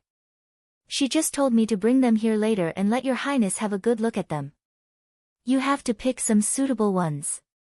Shichi reported. There were no womenfolk in Prince Cheng's mansion. Since there were so many misses from aristocratic families, there must be someone to entertain them. Rui and Great Elder Princess was his elder, so it was appropriate for her to greet the womenfolk in the inner court for him. In addition, with her identity, if she liked someone, she could also have a say in front of Prince Cheng. "Ask them to come here." Prince Cheng thought for a while and calmly changed the topic. A piece of paper in his hand silently fell into his wide sleeve. It was listed by Master Jian just now. Although the misses on it were all young, they had good reputations. The first one was Qin Wanru's reputation. Although he thought they were all good, Prince Cheng thought that he still had to pick some. Otherwise, if he directly listed these names, the emperor would be suspicious again. "Yes, I will go to ask the two princes right away." Shichi retreated with a smile. After a while, he led Chu Liuzhou and Chu Luchen up from below. Chu Liuzhou strode forward, while Chu Luchen was carried by several people in a wheelchair. His body was a bit askew as he sat on a wide chair. He wore a snow-white fox fur coat, and his face was even whiter than snow, giving off a sense of weakness. His jet-black hair was tied up high in a white jade crown, making his jade face look even more like snow. He was incomparably handsome, and also had a bit of nobility. However, because of his pale lips, this kind of handsomeness looked like a handsome young man walking out of an ink painting. He was less lively but more elegant. A few guards carried him to a pavilion and sat him down before respectfully retreating. Chu Liuzhou had already come over and laughed at Prince Cheng. I heard that you have something good to do, so I specially asked Imperial Grandmother for a decree. By the way, I want to see what kind of beauty can catch your eyes. Uncle Wang. Chu Luchen said faintly and coughed twice in a low voice. Xiao Xuanzi hurriedly went forward to pull the fox fur coat for him, and then carefully retreated behind him. Looking at the half-hanging curtains around the pavilion, Xiao Xuanzi relaxed his face. Obviously, he was worried that his master would be blown away by the wind. But even so, Xiao Xuanzi dutifully walked to the position facing the wind and told Shiqi who was guarding there. Shiqi asked someone to pull down the curtain facing the wind. Sit down. Prince Cheng said to Chu Liuzhou and then asked Chu Luchen with concern, are you feeling better? Why are you fooling around with Prince Shou? His body is fine, but your body can't stand it. If something happens, your imperial grandmother will be distressed. Hearing this, Chu Liuzhou's face slightly froze, and he glanced at Chu Luchen. Although he remained calm, his eyes were a little colder. Even if Chu Luchen was like this now, Chu Liuzhou was also afraid of him. Chu Luchen calmly glanced at Prince Cheng, as if he did not see the slight change of Chu Liuzhou's face. He slightly raised the corner of his mouth and said, Uncle Wang, thank you for your concern. I am still in good health. Imperial Grandmother wants you to have a look at the selected misses. These are all the misses that Imperial Grandmother thinks are particularly good. Uncle Wang, do you want to have a look at them first? Chu Luchen said and glanced at Chu Liuzhou. Chu Liuzhou hurriedly put away his worries and took a decree from the little eunuch behind him. He handed it to Prince Cheng respectfully and said, Uncle, please have a look. It is said that these misses are all excellent in reputation, family background and conduct. I don't know whether you like them or not. Are they the candidates for the princess consort that the emperor has chosen for me? Prince Cheng sneered and took over the imperial edict with great respect. He was the adopted son of the Empress Dowager and had seen this so-called imperial edict many times. The Empress Dowager had always thought highly of him. At this time, there were no outsiders, so there was no need for the eunuch to specially announce the imperial edict.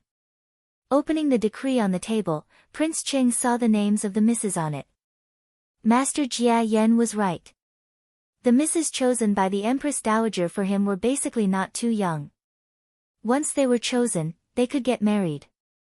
Their reputation was not bad, and their family status was neither high nor low. Are they these? Prince Cheng frowned after reading it. Uncle Wang, you don't like them? Prince Shou asked with a smile and curiously leaned over to have a look. After reading it, he thought for a while and pointed at a name and said, I heard that this miss is a great beauty. Don't you like her, uncle? Prince Cheng sat down with a wry smile. After taking a sip of the tea at hand, he said slowly in a low voice, in fact, I don't want to get married. However, the Empress Dowager has repeatedly asked me to get married and doesn't allow me to end the family line. But these misses. I really don't like them. Prince Zhou rolled his eyes and became more and more curious. What kind of girls do you like, uncle? The world is so big. Imperial Grandmother will always have a girl that uncle likes. Before he came here, he was repeatedly warned by his mother that he must let Prince Cheng get married well. As for other things, they could talk about it later. In fact, I really don't like these misses. Although I haven't seen some of them, I have heard of some of their reputations. Although their reputations sound neither good nor bad, if they are really good, why haven't they been engaged for so long? Prince Ching sighed with a worried look. Marriage was a major event in life. It was normal for him to care about it at this time. Chu Luqian calmly picked up the cup of hot tea beside him and took a sip. Then he put it down and a smile appeared on his handsome face. Uncle, what kind of woman do you want to marry as your consort? Yes. Uncle, tell me what kind of girl do you want? There are so many misses from aristocratic families. Don't you like any of them? Chu Liuzhou did come here with the mentality of watching the fun today. This task was really asked by him. Of course, Chu Luqian was given to him by the Empress Dowager. Chu Liuzhou still didn't understand what Chu Luqian came here for. Did he also come here to watch the fun? When would Chu Luqian do such a thing? In the past, he was indifferent to him and even used to be arrogant with the help of the imperial grandmother. Did he intend to be arrogant in Prince Cheng's mansion this time? But he didn't look like that when he was polite just now. But if he said that he really came here for Prince Cheng's consort selection, it seemed weird and should not be true. Then what did he come here for? I didn't want to choose at first, but since the Empress Dowager said so, let's choose. But I don't like these girls. After all, the Empress Dowager's taste is a little different from mine. Prince Cheng said with a distressed look. Prince Zhou seemed to have found a confidant. He patted the table hard and said, Uncle, you are right.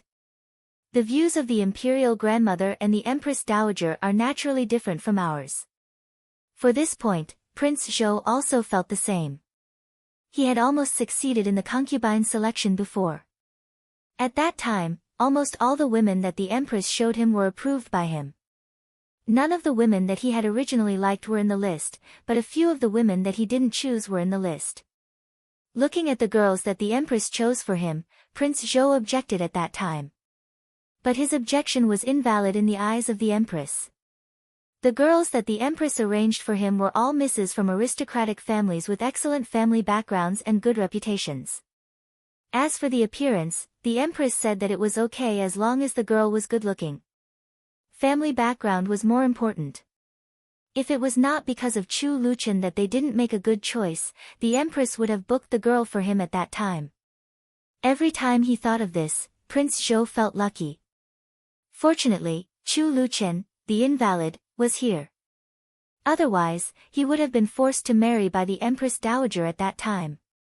A fair and graceful girl was the ideal wife of a gentleman. Even ordinary people knew that they should marry a beautiful girl. But why could he only marry a girl with a good family background? Prince Zhou was very unconvinced about this. At this time, when Prince Cheng said so, he immediately felt that he understood Prince Cheng's meaning. Prince Cheng clearly had a girl that he liked. But maybe because the girl was not good in all aspects, she was rejected by the imperial grandmother. Prince Cheng was very unhappy, so he said those words just now. Prince Zhou couldn't control his own marriage, but he wanted to help Prince Cheng. He immediately leaned over enthusiastically and lowered his voice, Uncle, which miss do you like? How about I help you to mention in front of the imperial grandmother? Even if she can't be the princess, she is more than enough to be a concubine or a concubine. Chu Luqian sat sideways on the wheelchair and played with a jade pendant in his hand. He smiled lightly and glanced at Prince Cheng's face with a faint smile. Actually, there is indeed a good girl, but she is a little young. Prince Cheng was a little embarrassed as if Prince Zhou had seen through his mind. It doesn't matter if she is a little young. Uncle, you are also young. Prince Zhou wanted to help Prince Cheng get married, so he stood on his side wholeheartedly. The jade pendant in Chu Liuqian's hand slowed down for a moment, but then he played with it in his hand again. He even withdrew his eyes from Prince Cheng's face and focused on his own hand. The jade pendant in his slender hand was as clear as water. At first glance, one could know that it was a rare piece of jade. She is really a little young. It is not convenient for her to get married immediately. Prince Cheng seemed to want to say more. He shook his head in distress and sighed softly. He smiled bitterly and said, You are still young. You don't understand. Uncle, you look down on me, don't you? How can I not understand? There are already palace maids in the palace in my mansion. But I heard that my third brother has thrown them out of the palace. Prince Zhou looked at Chu Luchen with an evil smile and said evasively. Chu Luchen raised his eyes slightly and said lightly, I don't accept ugly ones. Prince Zhou's smile became awkward and he glared at Chu Luchen, who lowered his head again. Did he mean that he even accepted ugly ones? This sick man was about to die, but he was still so sharp-tongued. He didn't want to talk to Chu Luchen anymore, so he simply turned his head to look at Prince Cheng and said confidently, Uncle, tell me who you like. Tell me, and I will definitely help you to go to the palace to ask for an imperial edict. No matter who she is not the princess, so it doesn't matter if she enters the mansion a few years later. Prince Cheng hesitated for a moment and then said under Prince Zhou's encouraging eyes.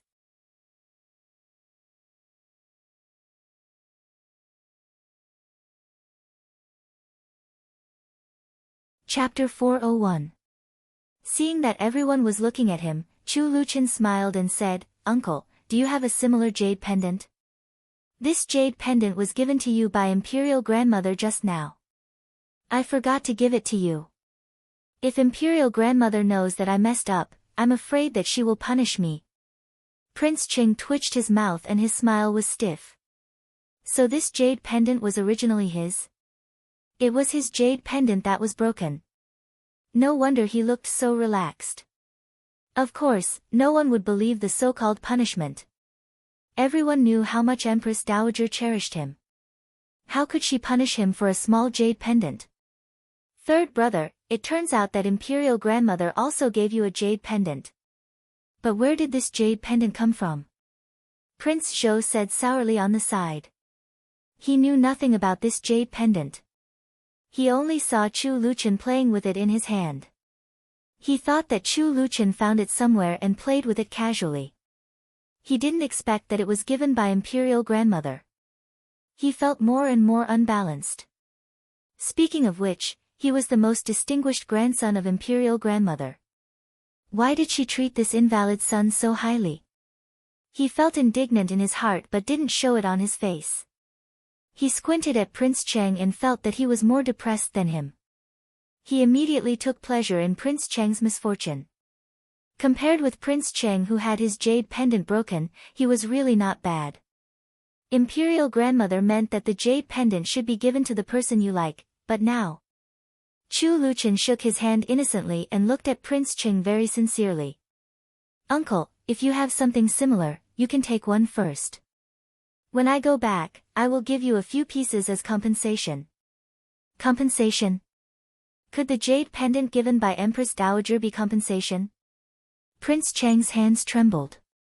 Even though he had cultivated in Buddhism for many years, the blue veins on his forehead could not help protruding. He managed to suppress the anger in his heart with great difficulty and asked someone to clean up the broken pieces. He said, My two nephews, are you going to accompany me to have a look?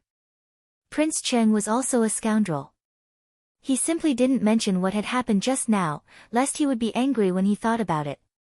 This prince doesn't dare to say that I'm accompanying Uncle Wang to look at beauties, but since I have nothing better to do, I'll help Uncle Wang choose beauties. Prince Zhou said with a smile. He also saw that Prince Cheng was so angry that he stopped talking about the jade pendant. This invalid really offended people wherever he went. Even Uncle Wang, a quiet and inactive person, was so angry. In the past, only the brothers were angry, but now they found that even Prince Cheng, the elder generation, was so angry that he was speechless. Prince Zhou immediately thought it through and was in a good mood. Before coming here, his mother had asked him to keep an eye on Prince Cheng to see which misses he had chosen. Naturally, Prince Cheng could not refuse Prince Zhou's idea. He looked at Chu Luchen and wanted to ask for his opinion. Uncle Wang, do you have a place to rest? This prince will rest for a while and then come back to watch Uncle Wang choose the beauties. Chu Luchen clenched his hands into fists, coughed twice in a low voice beside his mouth, and said slowly. Were they planning to take a break and then come back? Prince Ching really felt quite speechless, but he also knew that one of them was sent by the Empress Dowager, and the other was sent by the Empress, so they would not go back so simply. Immediately, he called someone to take Chu Luchen to rest. Being disturbed by them, Prince Cheng was not in the mood to talk about the previous topic. His eyes fell on the names on the paper given by the Empress Dowager. Since these were the princesses he must choose, he naturally wanted to choose one who was more suitable to him. Uncle Wang, which one do you think is better? Prince Zhou also became interested and leaned over. He shouldered the responsibility of inquiring about the news, so he certainly wanted to hear Prince Cheng's own opinion. Prince Cheng was speechless for a while, and his fingers slowly moved across these names. It was obvious that he could not make up his mind at first glance. Uncle Wang, I heard that this miss is also very beautiful. Do you want to choose her? Prince Zhou eagerly pointed out the name of a Mississippi. This miss had a good relationship with the Empress's maiden family. If Prince Cheng could marry this miss, his relationship with Prince Zhou would be much closer. The place where Chu Luchen rested was also an attic in the garden, not too far from the pavilion where Prince Cheng was just now. This attic was not as high as the previous one, but sitting in front of the window, he could still see most of the scenery in the garden. From time to time, several misses passed by the attic, laughing and talking sweetly. Your Highness Prince Chen, what do you think of this place? Shiqi said respectfully.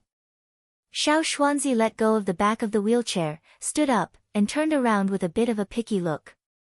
Looking around at everything, he reluctantly nodded and said, "Let's rest here." After saying that, he waved his hand and said, "Go and report to your prince that there is no need to arrange people around our prince, in case of misunderstandings and inconveniences." Chu Luchen brought a few guards with him. After so many assassinations, no matter which prince went out, he would now bring some accompanying guards. Yes, I will go and report to our prince right now." Shiqi nodded repeatedly and secretly breathed a sigh of relief. He was afraid that Xiao Xuanzi would ask him for guards. If something happened to Prince Chen under the protection of the guards of Prince Cheng's mansion, Prince Cheng would definitely be involved. However, Prince Chen was not like the other highnesses. Just by looking at his body, it was obvious that he was prone to accidents. Who knew whether he would suddenly collapse? At that time, the Emperor and the Empress Dowager would all vent their anger on his prince. At present, it was the best not to use the guards of Prince Cheng's mansion. Shiqi even thought that his guards should stay far away from Prince Chen. At that time, even if something happened to Prince Chen, it would be his guards' business and had nothing to do with Prince Cheng's mansion. After bowing to Chu Luchen again, Shiqi retreated to the pavilion. He nodded and waved at a dark place. Immediately, a guard came out from the dark place on the roadside and said, "Don't keep an eye on here. Prince Chen is now resting inside. There are his people here. It will be inconvenient if you bump into them." Shiqi pointed to several guards standing in the pavilion and said. He did not want Prince Chen to mistakenly think that Prince Cheng was watching him. Several guards heard the noise here and all turned their eyes here. Those several pairs of cold eyes fell on Shiqi, which made him shiver involuntarily. He ordered the guards of his mansion and left in a hurry. His prince also meant to stay away from this unlucky Prince Chen. This time, it could be said that it was because of Prince Chen that the matter had become so serious. If it weren't for Prince Chen's interference and the fact that he had fainted, it would have been impossible for his master to appear in front of everyone and get involved in others' attention. Now, he even had to be forced to marry an unsuitable princess. Every time he thought of this, Shiqi would beat his chest and stamp his feet for his prince. At that time, it happened suddenly. In order to avoid attracting others' attention, his prince deliberately led people to Prince Chen's side. Unexpectedly, Prince Chen not only failed to play the role of a shield, but also exposed his prince in front of everyone. After so many years of rest, he slowly faded out of the public sight. However, because of a sudden assassination, his prince was noticed again and even caught the attention of the Emperor and Empress Dowager. It could be said that all this was because of this unlucky Prince Chen. If it were any other prince present at that time, it would not be possible to make things like this now. Of course, there was still a point of doubt in this. Prince Chen, who was so sick, was holding a woman in his arms at that time. Who was she? When did Prince Chen have a woman he liked? Regarding this point, both Prince Cheng and Shichi could not figure it out. Moreover, in that situation at that time, Prince Cheng did not dare to monitor Chu Luchen too much. Therefore, when he saw the person leave, he finally disappeared. Was this person real or fake? Was it a man or a woman? Was it young or old? Everything was confusing. Shichi did not dare to say that the person at that time must be a young miss from an aristocratic family or a prostitute in a brothel. If it was a prostitute in a brothel, it was most likely to be a young girl. Of course, all of this was just his Wang Ye's guess. Shichi felt that this Wang Ye was so sick, yet he still thought about women. Even if he was healthy now, there was nothing to worry about. Maybe his body was ruined by women. The so-called rumor outside that Prince Chen was not interested in women and threw out all the palace maids in the palace and even killed them might be an exaggeration.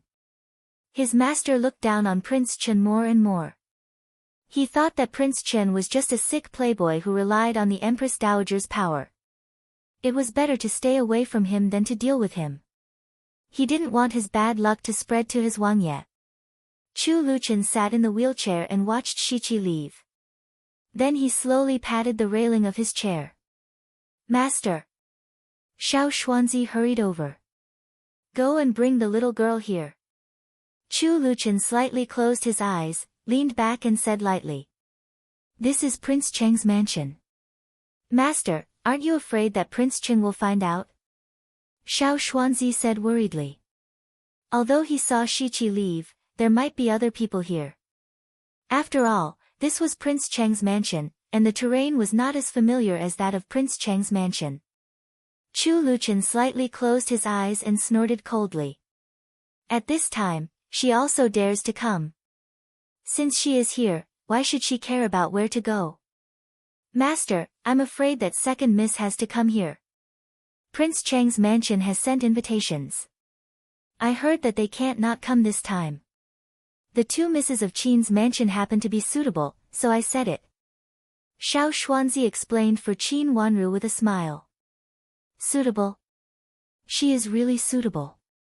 Now Prince Cheng wants to choose several young girls. She is suitable. Chu Luchen slightly opened his eyes, which were full of ripples. Xiao Xuanzi knew that his master was in a bad mood at this time, so he hurriedly said with a smile. Go and inform Rui and Great Elder Princess that Prince Cheng may choose some young misses. Even if they are not married now, they can be a backup. Let Great Elder Princess pay attention to them. Chu Luchen snorted coldly and didn't want to investigate further. Yes, I will inform Rui and Great Elder Princess later. What about second Miss Qin? Xiao Xuanzi nodded and bowed.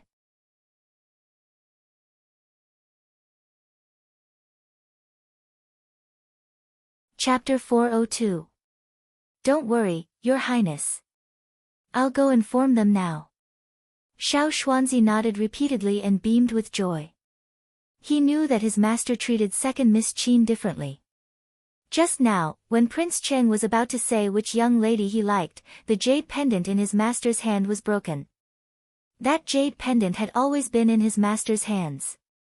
How could it be broken so easily? Look, it's broken just right. Xiao Xuanzi went to find Rui and Great Elder Princess first. It was easy to find Rui and Great Elder Princess, who was in the flower hall in the middle. Today, Rui and Great Elder Princess was the host to receive these misses from aristocratic families. They were all misses from various families. Without the guidance of the madams, all the misses looked very shy. Of course, there were misses who had infinite thoughts about Prince Cheng, but there were also misses who felt that the consort selection of Prince Cheng had nothing to do with them. However, because these misses were still young, they did not dare to be presumptuous in front of Rui and Great Elder Princess. Xiao Xuanzi looked at an old maid beside Rui and Great Elder Princess and waved to her. The old maid hurried over. Surprisingly, he knew her, which made things easier. Seeing the old maid squeeze into the crowd and say something to Rui, and Great Elder Princess, Rui, and Great Elder Princess glanced over and saw Xiao Xuanzi. Then she nodded calmly. Xiao Xuanzi's eyes swept over. Since Rui and Great Elder Princess's words had been passed, Xiao Xuanzi blinked his eyes and found that Qin Wanru was not in the flower hall, so he left the flower hall. He walked along the main path that led from the reception hall. Halfway down the aisle then, he saw the two young ladies of Qin's mansion, one in front of the other, walking towards him with a clear distinction. The one walking in front was the eldest miss of Qin's mansion. She had a maid with her and didn't look very well. Behind her was the second Mississippi. She looked very peaceful and elegant. He flashed to a small path beside the road and winked at Yu Jie, who was walking toward him. Yu Jie had already seen Xiao Xuanzi. After being stunned for a moment, she reached out and pulled Qin Wanru's sleeve. Qin Wanru looked sideways and also saw Xiao Xuanzi. Looking at Qin Yuru who was walking faster and faster, Qin Wanru stopped and moved to the side of the road. Qin Yuru was still walking in front of her and did not notice that Qin Wanru had fallen behind. Seeing that no one was paying attention to her, Qin Wanru entered the path. Xiao Xuanzi had already hidden behind a big tree. When Qin Wanru entered the path, he flashed out from behind the tree, saluted Qin Wanru respectfully, and said with a smile, "Second miss, our master asked me to come here to say something." "What?" Qin Wanru was slightly stunned. Today was Prince Cheng's consort selection. What was Chu Luchen doing here? However, since this person had always been elusive, she was only stunned for a moment before she regained her composure. "Our master said that Prince Cheng may select several young misses as backups." He reminded second miss to be careful. "If Prince Cheng likes you, Empress Dowager and Emperor may agree considering that Prince Cheng has not selected a concubine for so many years." Xiao Xuanzi smiled. "Will Prince Cheng choose a young princess? How can he get married?" Qin Wanru asked in astonishment. This was really beyond her expectation. At Prince Cheng's current age, he should choose a concubine of the right age so that he could get married immediately. Of course, the concubine should be of the right age. But if Prince Cheng still wants to choose several young misses, it is also possible. It is not easy for Prince Cheng to agree to marry. Xiao Xuanzi said implicitly. This meant that Prince Cheng was not only choosing a concubine this time. The concubine candidate should almost be decided, but he could still choose some young misses from other misses to be his concubine or concubine. Qin Wanru, who was quite surprised by Prince Cheng's concubine selection, suddenly felt that some points that she could not figure out before were immediately figured out. This was a game between Emperor and Prince Cheng. Although Prince Cheng lost the first move, it did not mean that he would obediently follow Emperor's instructions. After the concubine was selected, he could also choose suitable concubines such as concubines who were suitable for him. These people must be useful to him. Since the Emperor had taken the initiative, he would still give appropriate benefits to Prince Cheng. Perhaps at this time, the Emperor had not really determined what Prince Cheng wanted to do, but it was necessary to send a princess to his mansion. Prince Cheng was aggrieved by his promise, so it was reasonable for him to choose a few more concubines to compete with his princess. Originally, she thought that this matter would have nothing to do with her. With Prince Cheng's age, it was impossible for him to connect it with her. But now she suddenly felt that she was careless. Compared with others, she was really very likely. Her father Qin Huayong's official position was neither high nor low, and he was a person with real power in the army. If she could win him over, it would be very beneficial. In addition, Qin Huayong's military power was not great now. Even if he was won over by Prince Cheng, Emperor would not feel anything for a while. If Qin Huayong was promoted in the future, he would be of greater help. "Is it possible that Prince Cheng will choose me?" Qin Yuru said bluntly.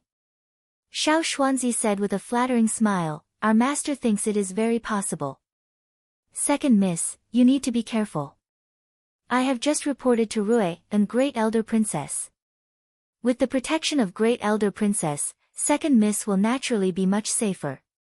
Remember not to wander around. Today, not only our master but also Prince Zhou came to the mansion.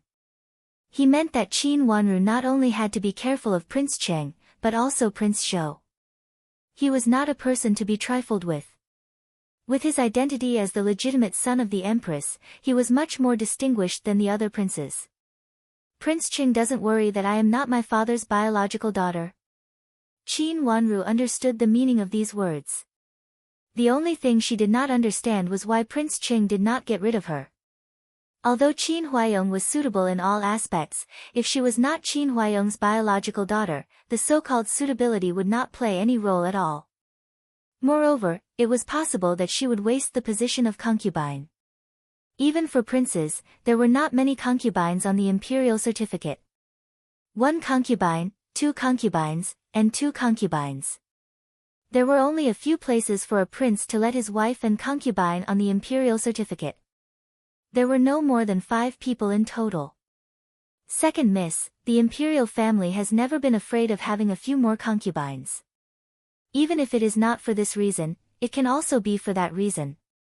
It is just to raise one more person in the mansion. Xiao Xuanzi hinted to her. Qin Wanru was frightened and a trace of surprise flashed in the corner of her eyes.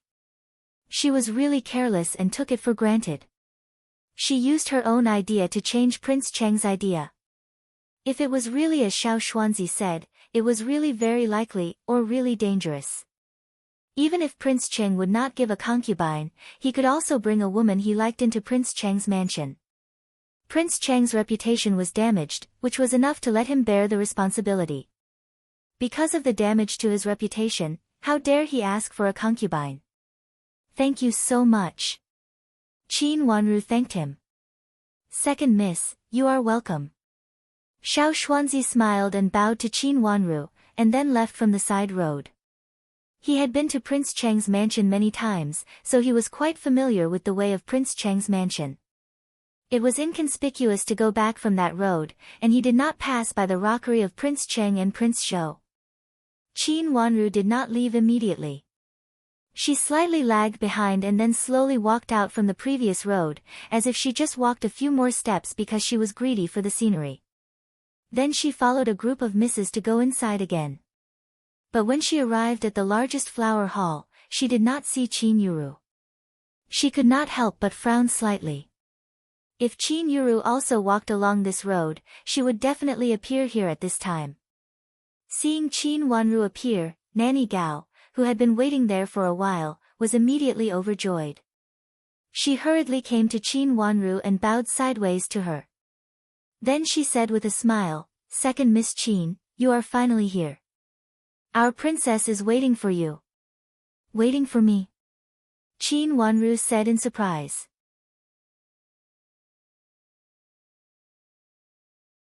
Before the truth was revealed, didn't she tell her grandmother to keep a distance from her? "Yes, she is waiting for Second Mississippi. Just now I heard that Second Miss is also here. Our princess is waiting for Second Miss to come. Our princess has always been very grateful for what you have done for Master Hao," Nanny Gao said with a smile. Her voice was neither high nor low, but it was enough to be heard by the people around, which solved the doubts of the people around. It turned out that it was because Qin Wanru saved Xiao Yuanhao. In fact, it was not Qin Wanru who saved him. Unexpectedly, Great Elder Princess was so sentimental. As long as she met Qin Wanru, she would definitely call her over. Several misses were secretly jealous. At that time, they were actually also in Rui and Great Elder Princess Mansion. Why didn't they find Master Hao who was in trouble? Otherwise, Rui and Great Elder Princess would look up to them at this time, instead of Qin Wanru who came from a small place in the countryside. But now it was over, no matter how jealous they were, they could only look at it helplessly and make way for Qin Wanru. They watched Qin Wanru being led to Rui and Great Elder Princess by Nanny Gao's attentive smile.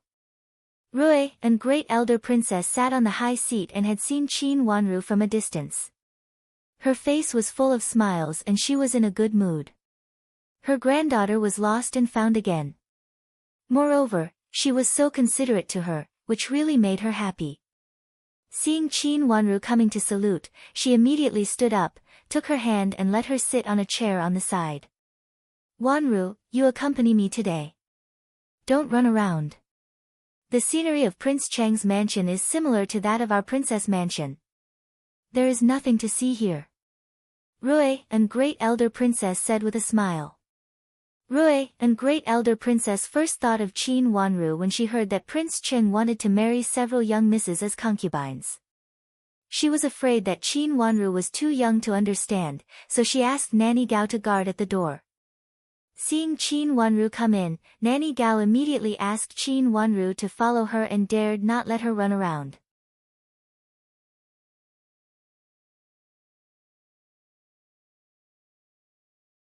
Chapter 403. The First Miss of Qin's Mansion. Ruyan Great Elder Princess frowned slightly and looked around. Big sister walked ahead of me before. I was greedy for the scenery of Prince Cheng's mansion on the way, so I walked slower. Big sister walked ahead of me. Why hasn't she come back yet? Qin Wanru asked in surprise.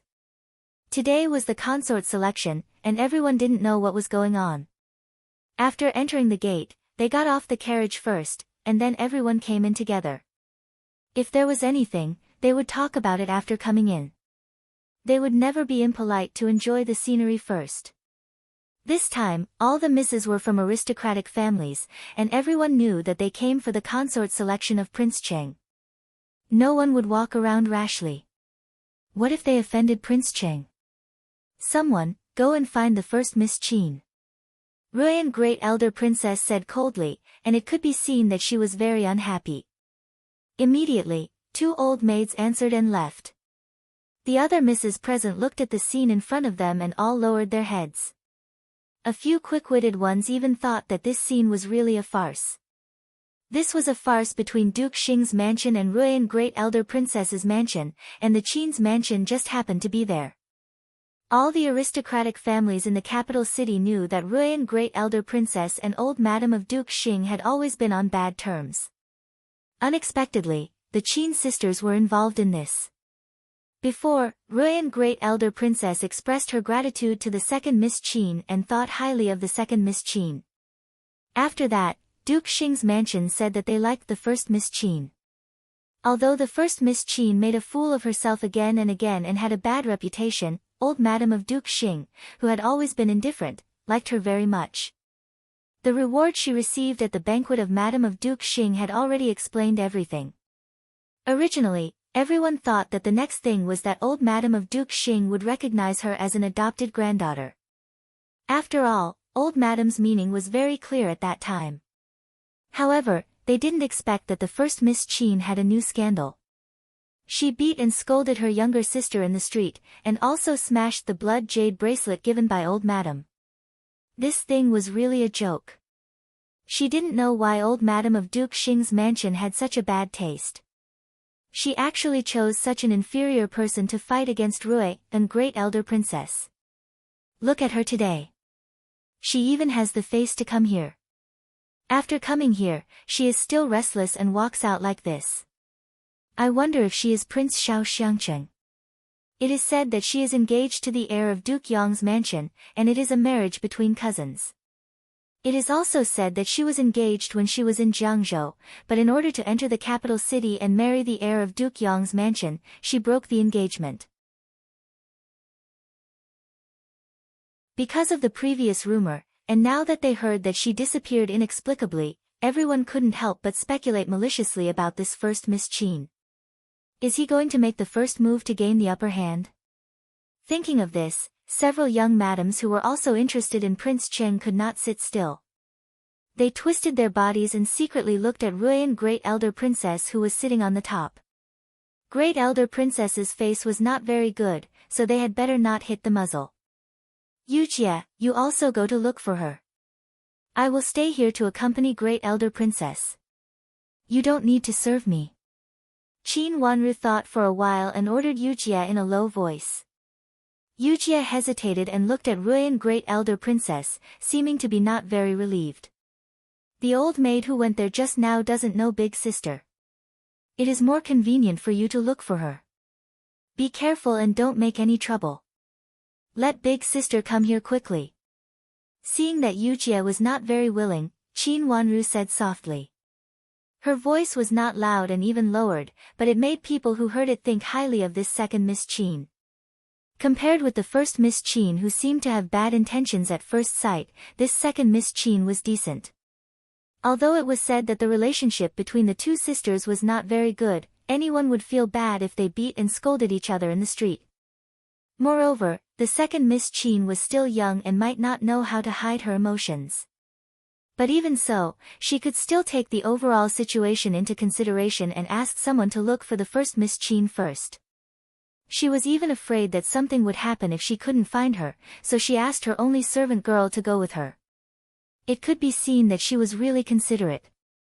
Everyone thought so and increasingly felt that Qin Yuru had gone to do some shady business. Without Great Elder Princess's order, no one dared to go out and could only sit there and make wild guesses.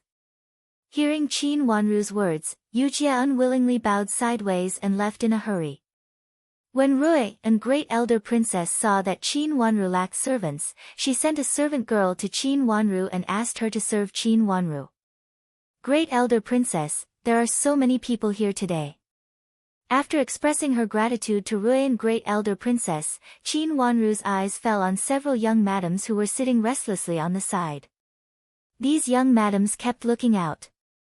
Especially when she mentioned Qin Yuru just now, there was a little more anxiety on their faces. There are indeed a lot of people here today. Many aristocratic families have received invitations. Rui and Great Elder Princess nodded and said. Seeing Qin Wanru's well-behaved look, she was in a good mood again.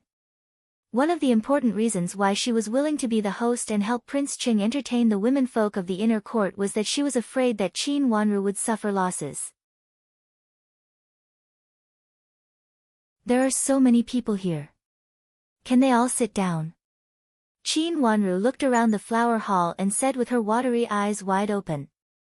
Her words reminded Rui and Great Elder Princess that she came here today not only to entertain these young madams. Moreover, she had something to say to her granddaughter. She really had no time to entertain them. She waved her hand and said, "It's still early for the banquet. Let's go to the garden. The scenery of Prince Cheng's mansion is still good." Nanny Gao secretly laughed behind her. Just now, Great Elder Princess said to second Miss Qin that the scenery of Prince Cheng's mansion was not so good and it was almost the same as that of Great Elder Princess's mansion. Since Rui and Great Elder Princess had spoken, the young madams naturally stood up. After saying goodbye to Rui and Great Elder Princess one by one, they left. Some of them looked at Rui and Great Elder Princess who held Qin Wanru's hand tightly and only thought it was a joke. They had been guessing why the first miss of Qin's mansion, who had an extremely bad reputation, could be favored by old Madam of Duke Xing's mansion. Now they all understood. It was obviously to oppose Rui and Great Elder Princess. The two of them were already quite old, yet they were still enjoying it after so many years. The Qin sisters took advantage of them, but it was better not to take advantage of them. As for Rui and Great Elder Princess, old Madam of Duke Xing disliked them as much as she liked them, and Rui and Great Elder Princess would definitely hate them as much as old Madam of Duke Xing liked them. In this way, Qin Yuru did not have much advantage and it was uncertain what would happen in the end. As for second Miss Qin, she was still young and it was too early to say anything. It was better to observe quietly. It would not be good to offend Duke Xing's mansion. Rui and Great Elder Princess did not intend to let Qin Wanru run around. She was just a little worried before. After hearing the rumor of Chu Luchen, this worry became more real. She only asked Nanny Gao to stay and sent all the servants around out. Rui and Great Elder Princess could not wait to tell her, "Shuozhua, don't run around. If Prince Cheng takes a fancy to you, it will be troublesome." "Grandma, don't worry. I won't run around," Qin Wanru said with a smile. She reached out and shook Rui and Great Elder Princess's hand gently. This little girl's behavior made Rui and Great Elder Princess's eyes turn red. She suddenly thought of her daughter, who was also soft and cute when she was young. However, her beloved daughter was finally ruined by that old woman. Every time she thought of this, Ruyan Great Elder Princess could not calm down and only felt depressed and uncomfortable. Shuozhua, when can you recover your identity and let Grandma recognize you openly? Ruyan Great Elder Princess said with red eyes. Grandma, don't worry. It's almost time. Qin Wanru comforted her softly.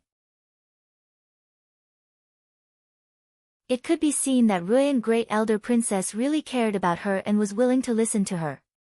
Even though Ruyan Great Elder Princess felt that everything Qin Wanru did was mischievous, she still let her do whatever she wanted. How could she not be moved? You'd better hurry up. I've waited for this day for too long. Ruyan Great Elder Princess wiped her tears with a handkerchief and said sadly. Great Elder Princess, look. Isn't this a happy thing? Why are you sad again? It won't be long before Second Miss comes back to you. Don't cry. Nanny Gao comforted her with a smile. Her words made Ruyan Great Elder Princess happy. She nodded and also felt that she worried a little too much. If her granddaughter was a little smarter, she would not make the same mistake as her daughter at that time. But when she thought of Qin Yuru, she couldn't help but become serious and said, What is your good big sister doing here today? And I don't know where she has gone secretly. Does she really dare to have a crush on Prince Cheng? Prince Cheng was also her nephew. She was not willing to let her nephew have such a notorious woman in his mansion. Grandma, let's go to the garden together. Maybe we can see her. Qin Wanru smiled slightly and said calmly. She had already told Yujie before, and Qin Yuru should also go there to find her. Did she really go to find Prince Cheng? Ruyan Great Elder Princess frowned and said unhappily, Did she forget that she has been engaged? Grandma, you will know after you go and have a look. Qin Wanru said with a smile and pulled Ruyan Great Elder Princess to stand up. Being pulled by her helplessly, Ruyan Great Elder Princess had to stand up and said, Don't leave my side and always follow me. Do you hear me? Yes, Grandma. I will listen to you. Qin Wanru said with a sweet smile. Her long eyelashes fluttered, and there was a little coldness in her watery eyes. Grandma, if we go there at this time, we may see a good farce. Prince Cheng was not Qi Tianyu, who could not be schemed against by anyone.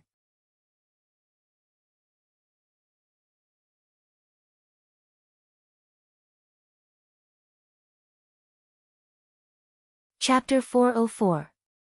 Qin Yuru left in a hurry. She did come to Prince Cheng's mansion with an ulterior motive. The more she looked at Di Yan, the more she disliked him. If there was a high position for her to climb, why didn't she do it? She had a plan in her mind. If Prince Cheng liked her, with Duke Xing's mansion as her background, she could become a concubine even if she couldn't become the legal wife. It didn't matter that she had broken off the engagement. She didn't want to be the legal wife. Her current idea was actually similar to Ning Caixian's idea at the beginning. It didn't matter if her reputation was ruined. In any case, she didn't want the position of the legal wife. If she married into the Fu in the future, if her belly worked better and she got a man in one fell swoop, it was possible to make the original legal Wang Fei lose her position. But all these things had a premise, that was, she had to be valued by Prince Cheng. Qin Yuru didn't think it was difficult for her to do this. She knew that she was outstanding. Even among the misses from aristocratic families in the capital city, she could be regarded as the most beautiful. Nanny Huang said that gentleness was the most important thing for a woman. When she was in Jiangzhou, she was used to being gentle in front of others. After she came to the capital city, she was hurt by Di Yan again and again, so her temper became worse and worse. Now all he had to do was to revert to his old ways, and that was no difficulty at all.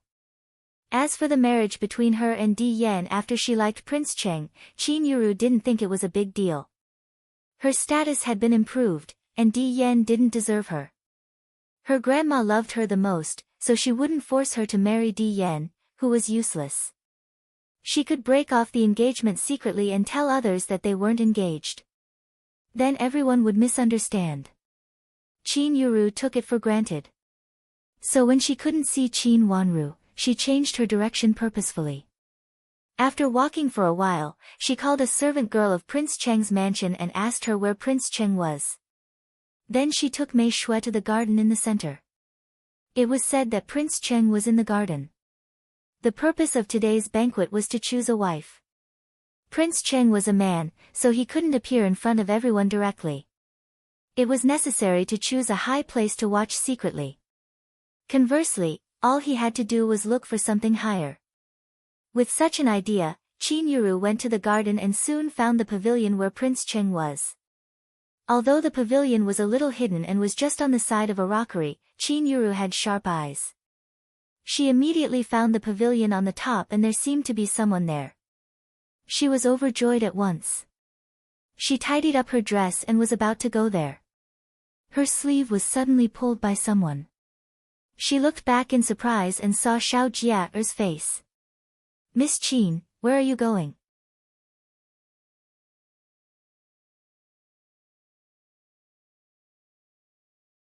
Regardless of whether it was her bearing, her appearance, or her perpetual gentleness, as if she would never get angry, none of the women she had seen before could compare to her.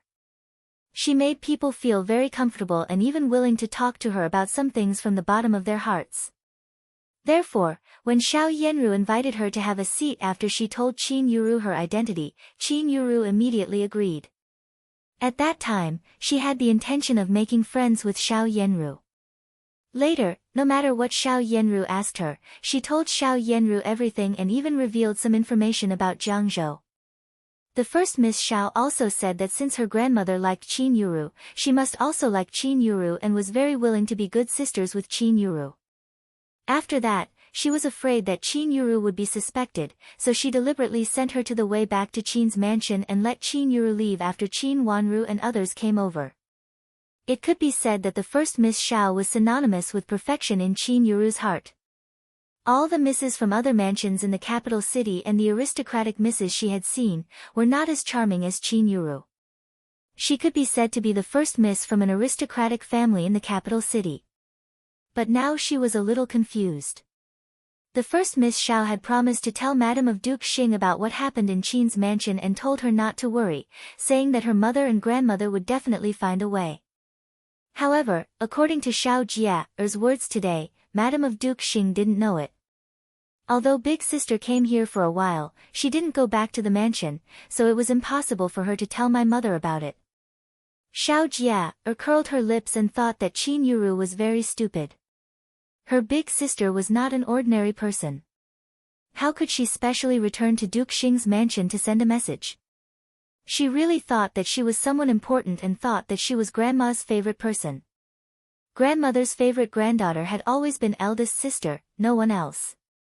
First Miss didn't go back to the mansion at night? Qin Yuru asked in confusion. It's so late, Big Sister came back secretly, so it's naturally inconvenient for her to appear in front of others. You don't have to worry about Big Sister's affairs. This is something that Madam and Old Madam should worry about. Tell me about your mansion. Xiao Jia said impatiently. Of course, she couldn't pry into Xiao Yanru's affairs. Qin Yuru's repeated questioning made her a little angry. Although she was a daughter of a concubine, she had always thought highly of herself because she was the daughter of a concubine of Duke Xing. If it weren't for Madame of Duke Xing's order, she would not take the initiative to come forward to show her kindness. When Qin Yuru came to Duke Xing's mansion before, she just said a few words lightly and had always despised Qin Yuru in her heart. She would not forget that when Qin Yuru first came to Duke Xing's mansion, she was found fainting at the gate of the backyard because of a scandal. There's nothing wrong in my mansion, but my mother is seriously ill. Qin Yuru said vaguely. Your mother is really not sick earlier or later. She thinks it's not messy enough at this time. She is actually sick. Xiao Yujia curled her lips coldly and was full of disdain. This disdain was not only for Madame D, but also for Qin Yuru. Qin Yuru heard it and rubbed the handkerchief in her hand fiercely. But she did not dare to get angry, knowing that it was not good for her to fall out with Xiao Jia, at this time. After calming down, she said, I wonder what Madam of Duke Xing means. Madam. Mother naturally means to ask you what your plan is. The news that you fought with your sister in the street is too bad. Moreover, your mother is ill, and you can't come out for a while and can't meet grandma. So I want to ask you what you can do. Xiao Jia, pushed the question to her again. In front of Madam of Duke Xing, she was just a daughter of a concubine, and she was not a prestigious person. Most of the time, she called Madam of Duke Xing, Madam.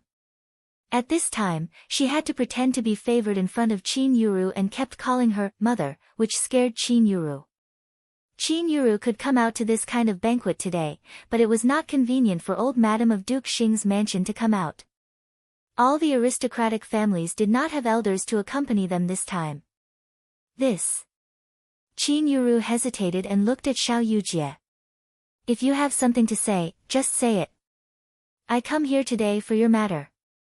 See if there is any way to help you. Xiao Jia said.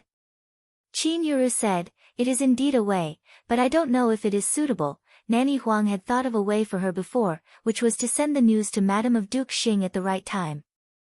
The reason why she pretended to be hesitant was also Nanny Huang's idea to let her behave like this. Yes, just say it. When your sister comes later, it will be inconvenient for us to talk. Xiao Jia said unhappily.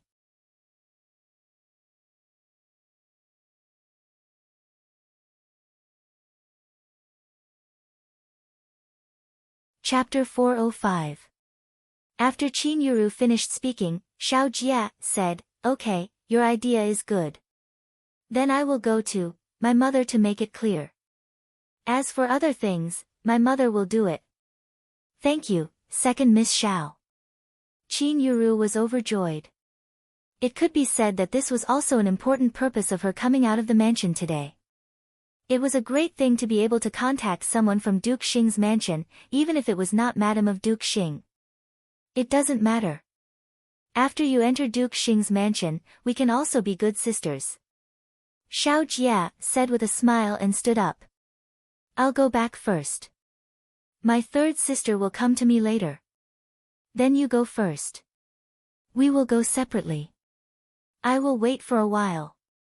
Qin Yuru also stood up with a smile. She had finished what Nanny Huang asked her to do. Next, she could do her own things. Okay. Xiao Jia turned around and was about to leave.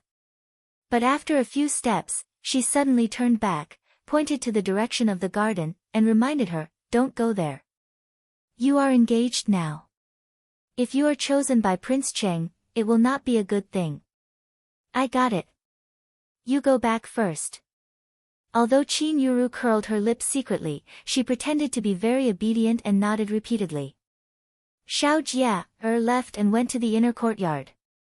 Seeing Xiao Jia leave, Qin Yuru showed a sarcastic smile on her face. Xiao Jia did not let her go because she was afraid that she would be chosen by Prince Cheng. She did not believe that Xiao Jia did not have this intention. However, no matter how much Xiao Jia wanted, she was just a daughter of a concubine and could not compare with Qin Yuru. Even if Xiao Jia had this intention, the high and mighty wealth and glory had nothing to do with her. When Xiao Jia disappeared, Qin Yuru walked in the direction where she had been before. At this time, most people were in the flower hall. It was said that Rui and Great Elder Princess was in charge of receiving them. With Rui and Great Elder Princess's imposing manner, when she arrived there, everyone would definitely listen to her. Even if she had a chance to come to the garden, she would follow others. With so many women together, Prince Cheng might not be able to see her. It was better to take advantage of the fact that there was no one in the garden to walk around first and let Prince Cheng see her first. Qin Yuru had this idea. Therefore, when they approached the rockery, she began to pretend to be delicate and graceful. She admired the plum blossoms from time to time and stood facing the lake in the wind. She was determined to make herself look charming and enchanting. It would be best if she could make Prince Cheng fall in love with her at once. In order to let Prince Ching see it clearly, Qin Yuru deliberately walked nearby several times and almost walked around the rockery. Stand in the wind from time to time. However, in order to prevent Prince Cheng from thinking that she did it on purpose, she did not dare to look up. Therefore, it was reasonable that she did not notice Prince Cheng above her. In fact, her coquettish and flirtatious appearance had long since been seen by Prince Cheng in the pavilion of the rockery. In fact, not only Prince Cheng but also Prince Zhou was here.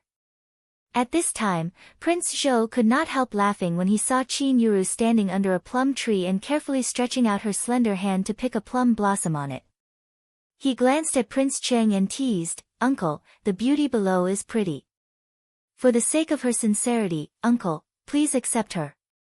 In the palace, there were many palace maids who threw themselves at Prince Cheng. Outside the palace, there were also many misses from aristocratic families who made various gestures. They pretended to fall over inadvertently or accidentally fell at the feet. As a member of the royal family, they had often encountered this kind of thing. When Qin Yuru did this, the two people in the pavilion immediately understood. It was obvious that this woman had heard that Prince Cheng was here and deliberately came here to attract attention. Prince Cheng's eyes fell on Qin Yuru's face and there was a thoughtful look in his eyes. From the angle of the pavilion, he could only see her profile, but inexplicably felt a little familiar. Prince Cheng was wondering when he had seen this Mississippi. The profile from this angle was very beautiful. Coupled with the way Qin Yuru sniffed the fragrance of the flowers, it made people feel that she was as beautiful as jade. It was a very eye-catching scene. Seeing that Prince Cheng didn't say anything, Prince Zhou also looked at Qin Yuru in surprise and then praised her repeatedly, "Uncle, she is really beautiful. Ask her which family she is from and you can accept her." Although this behavior is a little inappropriate, she probably admires uncle's demeanor and specially came here. Qin Yuru said with a smile. It was really good for a member of the royal family to have one more concubine or one less concubine. In Prince Zhou's view, the miss below was indeed pretty, but her behavior was very improper. She should not be a miss from a big aristocratic family. Then he could just give her the position of a concubine and there was no need to waste the precious position of an. His mother had repeatedly told him to make friends with Prince Cheng, so it was always good to give him a beauty. "Which mansion does this miss come from?" Prince Cheng finally said. Shichi, who stood behind him, hurriedly said, "I don't know. Your Highness, please wait a moment and let me go down to ask." "Don't go down first." Prince Cheng shook his head. He just felt a little familiar and did not need to ask which mansion she came from. He had always liked Buddhism. Although part of it was to deceive people, it involved a lot of things. Seeing Qin Yuru like this, he really did not like it. "Uncle, let Shichi go down to ask. If he knows which mansion she comes from, he can also accept her into the backyard. Such a beauty is rare in the capital city." Prince Zhou said with a smile. He thought that Prince Cheng did have the intention, but he was too embarrassed to ask in front of him, so he immediately called the little eunuch beside him. "Go and ask which mansion does she come from for uncle." The little eunuch answered and turned around. It was too late for Prince Cheng to stop him. He had no choice but to shake his head with a wry smile and let Prince Zhou fool around. Qin Yuru was a little anxious when she walked down the stairs. Her original confidence was also shaken. How could it be possible that she did not see him after walking for so long? Why didn't he respond until now? Did he look down on her? Or he was not here? She wanted to look up, but she knew that she could not do it, so she could only bear it. The scenery around the rockery could be said to have no more appreciation. She had seen what she should see, but she was really unwilling to leave like this. However, if she continued to walk, she was afraid that she would expose herself. At this time, she stood in front of the plum tree and thought about what to do next under the excuse of admiring the flowers. If Prince Cheng saw her and liked her, shouldn't he send someone down to ask her? Why didn't he send someone down? When she was thinking, she suddenly heard a low cough behind her. She was shocked and immediately became overjoyed.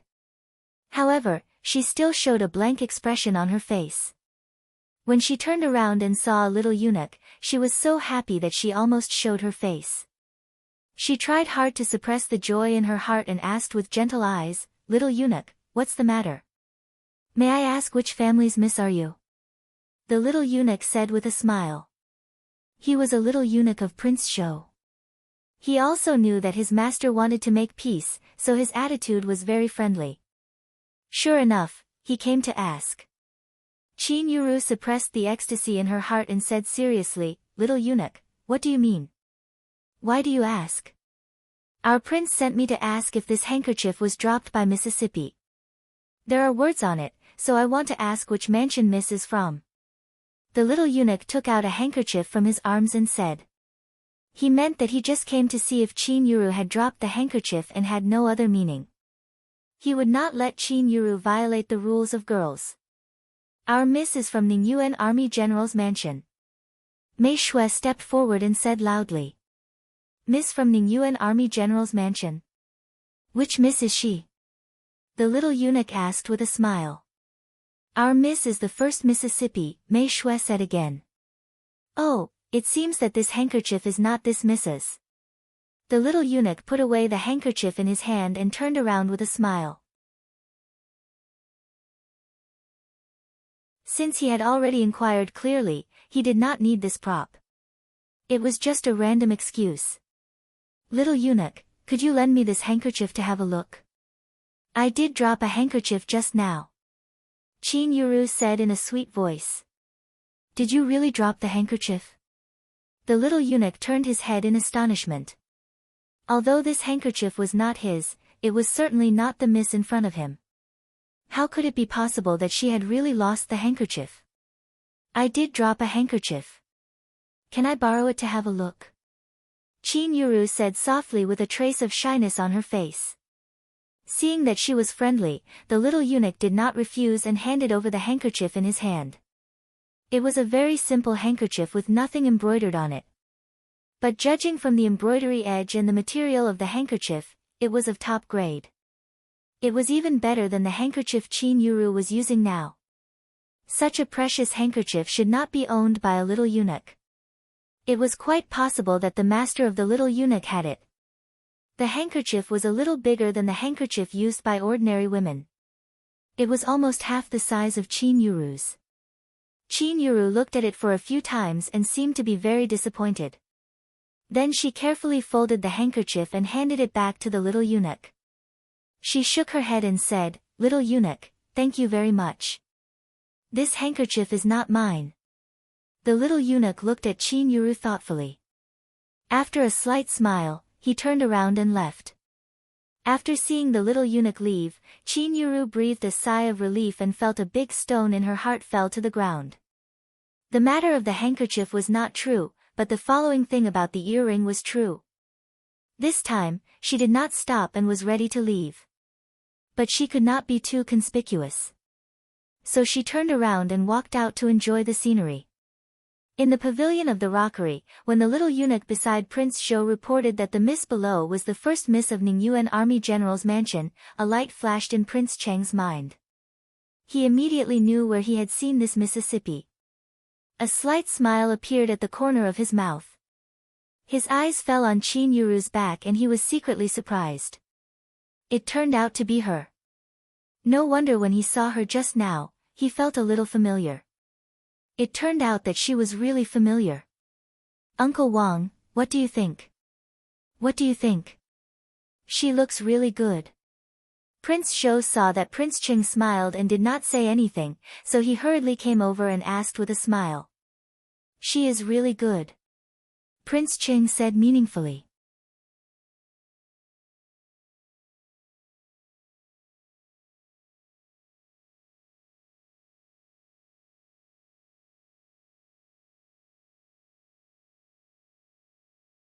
"Don't tell me you still dare to think about something else."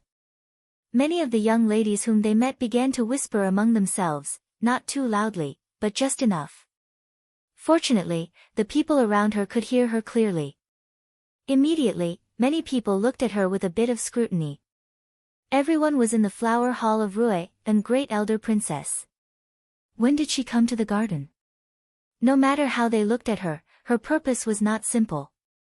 Qin Yuru did not know Rui, and great elder princess, nor did she know that the old lady surrounded by the crowd was Rui, and great elder princess. However, she was also discerning.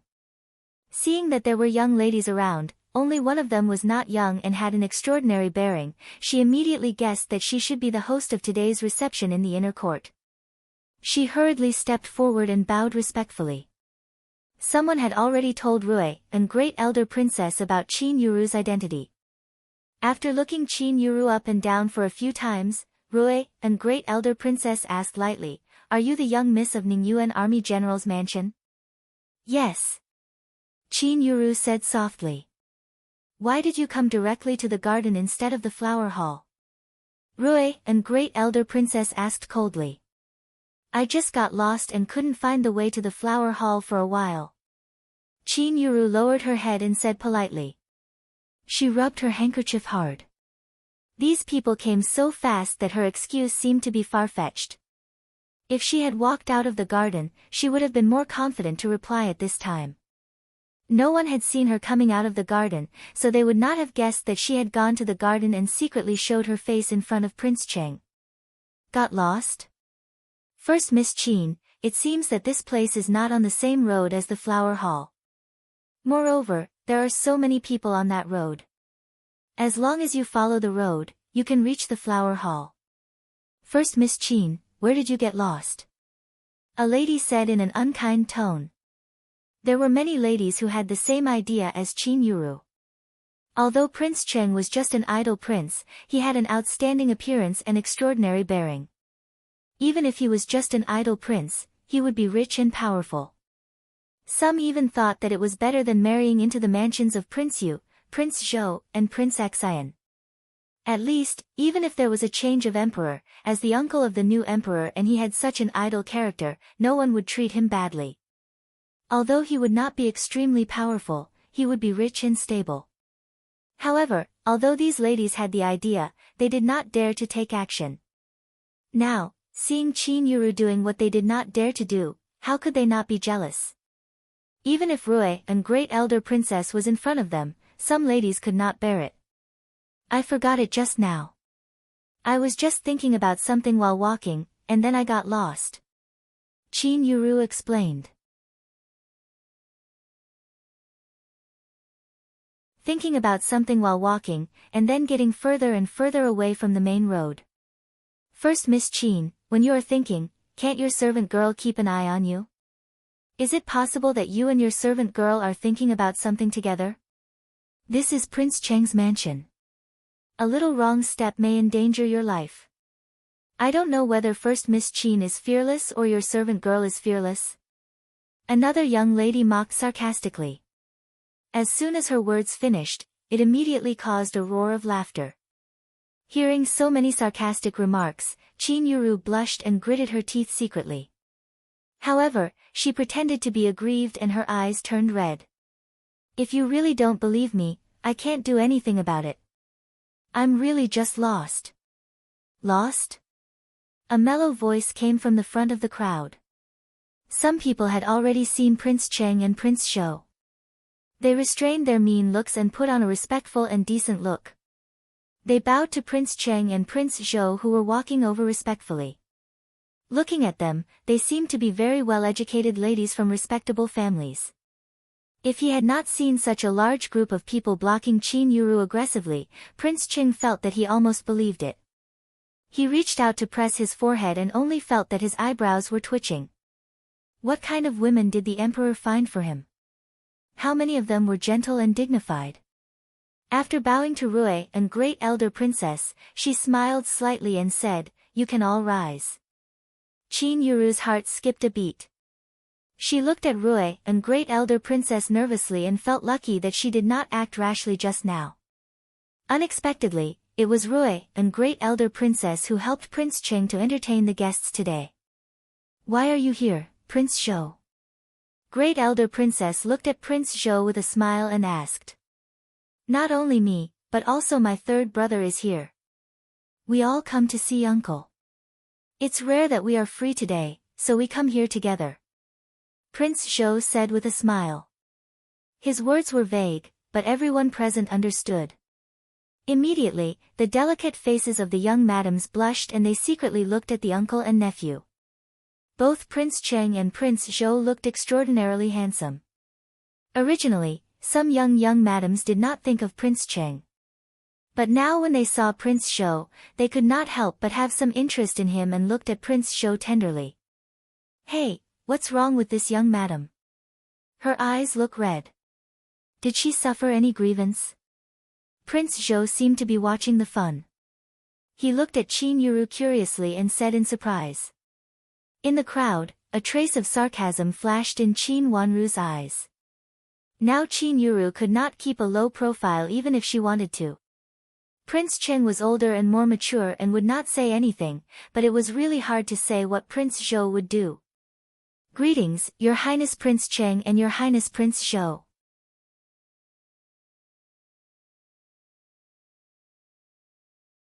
Originally, Qin Yuru's eyes were just a little red. Now when she heard Prince Zhou's question, she immediately felt very wronged. Tears were about to fall from her eyes and she bowed her head respectfully. 2 drops of tears fell to the ground. Although others did not see it, Prince Zhou saw it clearly.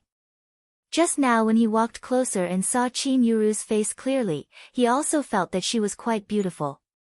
At this moment, he felt a little pity for her. Uncle Wang, look, you have wronged her. Why don't you comfort her? Prince Zhou turned his head and teased Prince Cheng. He thought he had already understood Prince Cheng's meaning. Since Prince Cheng was interested, he could say it in front of Rui, and great elder princess. After all, she was just a woman. There was no female master in Prince Zhou's mansion, so he did not care about such irrelevant rumors in the capital city. At this time, he did not know that Qin Yuzhong had been engaged to the heir of Duke Yong. Qin Yuru had already done it so quickly. Qin Wanru looked at Qin Yuru in astonishment. She moved so fast. Was Prince Cheng so easy to be won over by Qin Yuru? No matter how she looked at it, Prince Cheng was not simple. Moreover, anyone who had a relationship with Qin Yuru would get into trouble. Prince Cheng was originally a quiet and inactive person. Was he going to change his style? Thinking of this, Qin Wanru looked at Prince Cheng's expressionless face and then turned to Qin Yuru's face. After looking her up and down, she suddenly widened her eyes and looked at Qin Yuru's face in astonishment. Miss. Sensing Qin Wanru's astonishment, Yujie whispered. Qin Wanru shook her head, indicating that she was fine. She rolled her eyes and suddenly became deep. She slightly raised the corner of her mouth. She moved so fast. But she did not believe that she could really hook up with Prince Cheng so quickly. Liuzhou, don't talk nonsense. First, Miss Qin has a husband, and he is from Duke Yong's mansion. How can he have anything to do with me? Prince Cheng scolded in a low voice.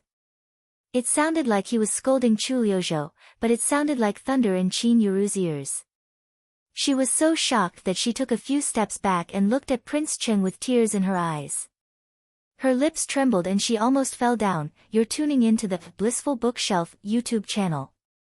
We're so grateful for your support and don't forget to subscribe to join us on this incredible journey through captivating stories. Your generosity through donations truly makes a world of difference, as it's the primary source of revenue that allows me to expand and enhance this channel for you. Thank you from the bottom of my heart for being a part of this adventure.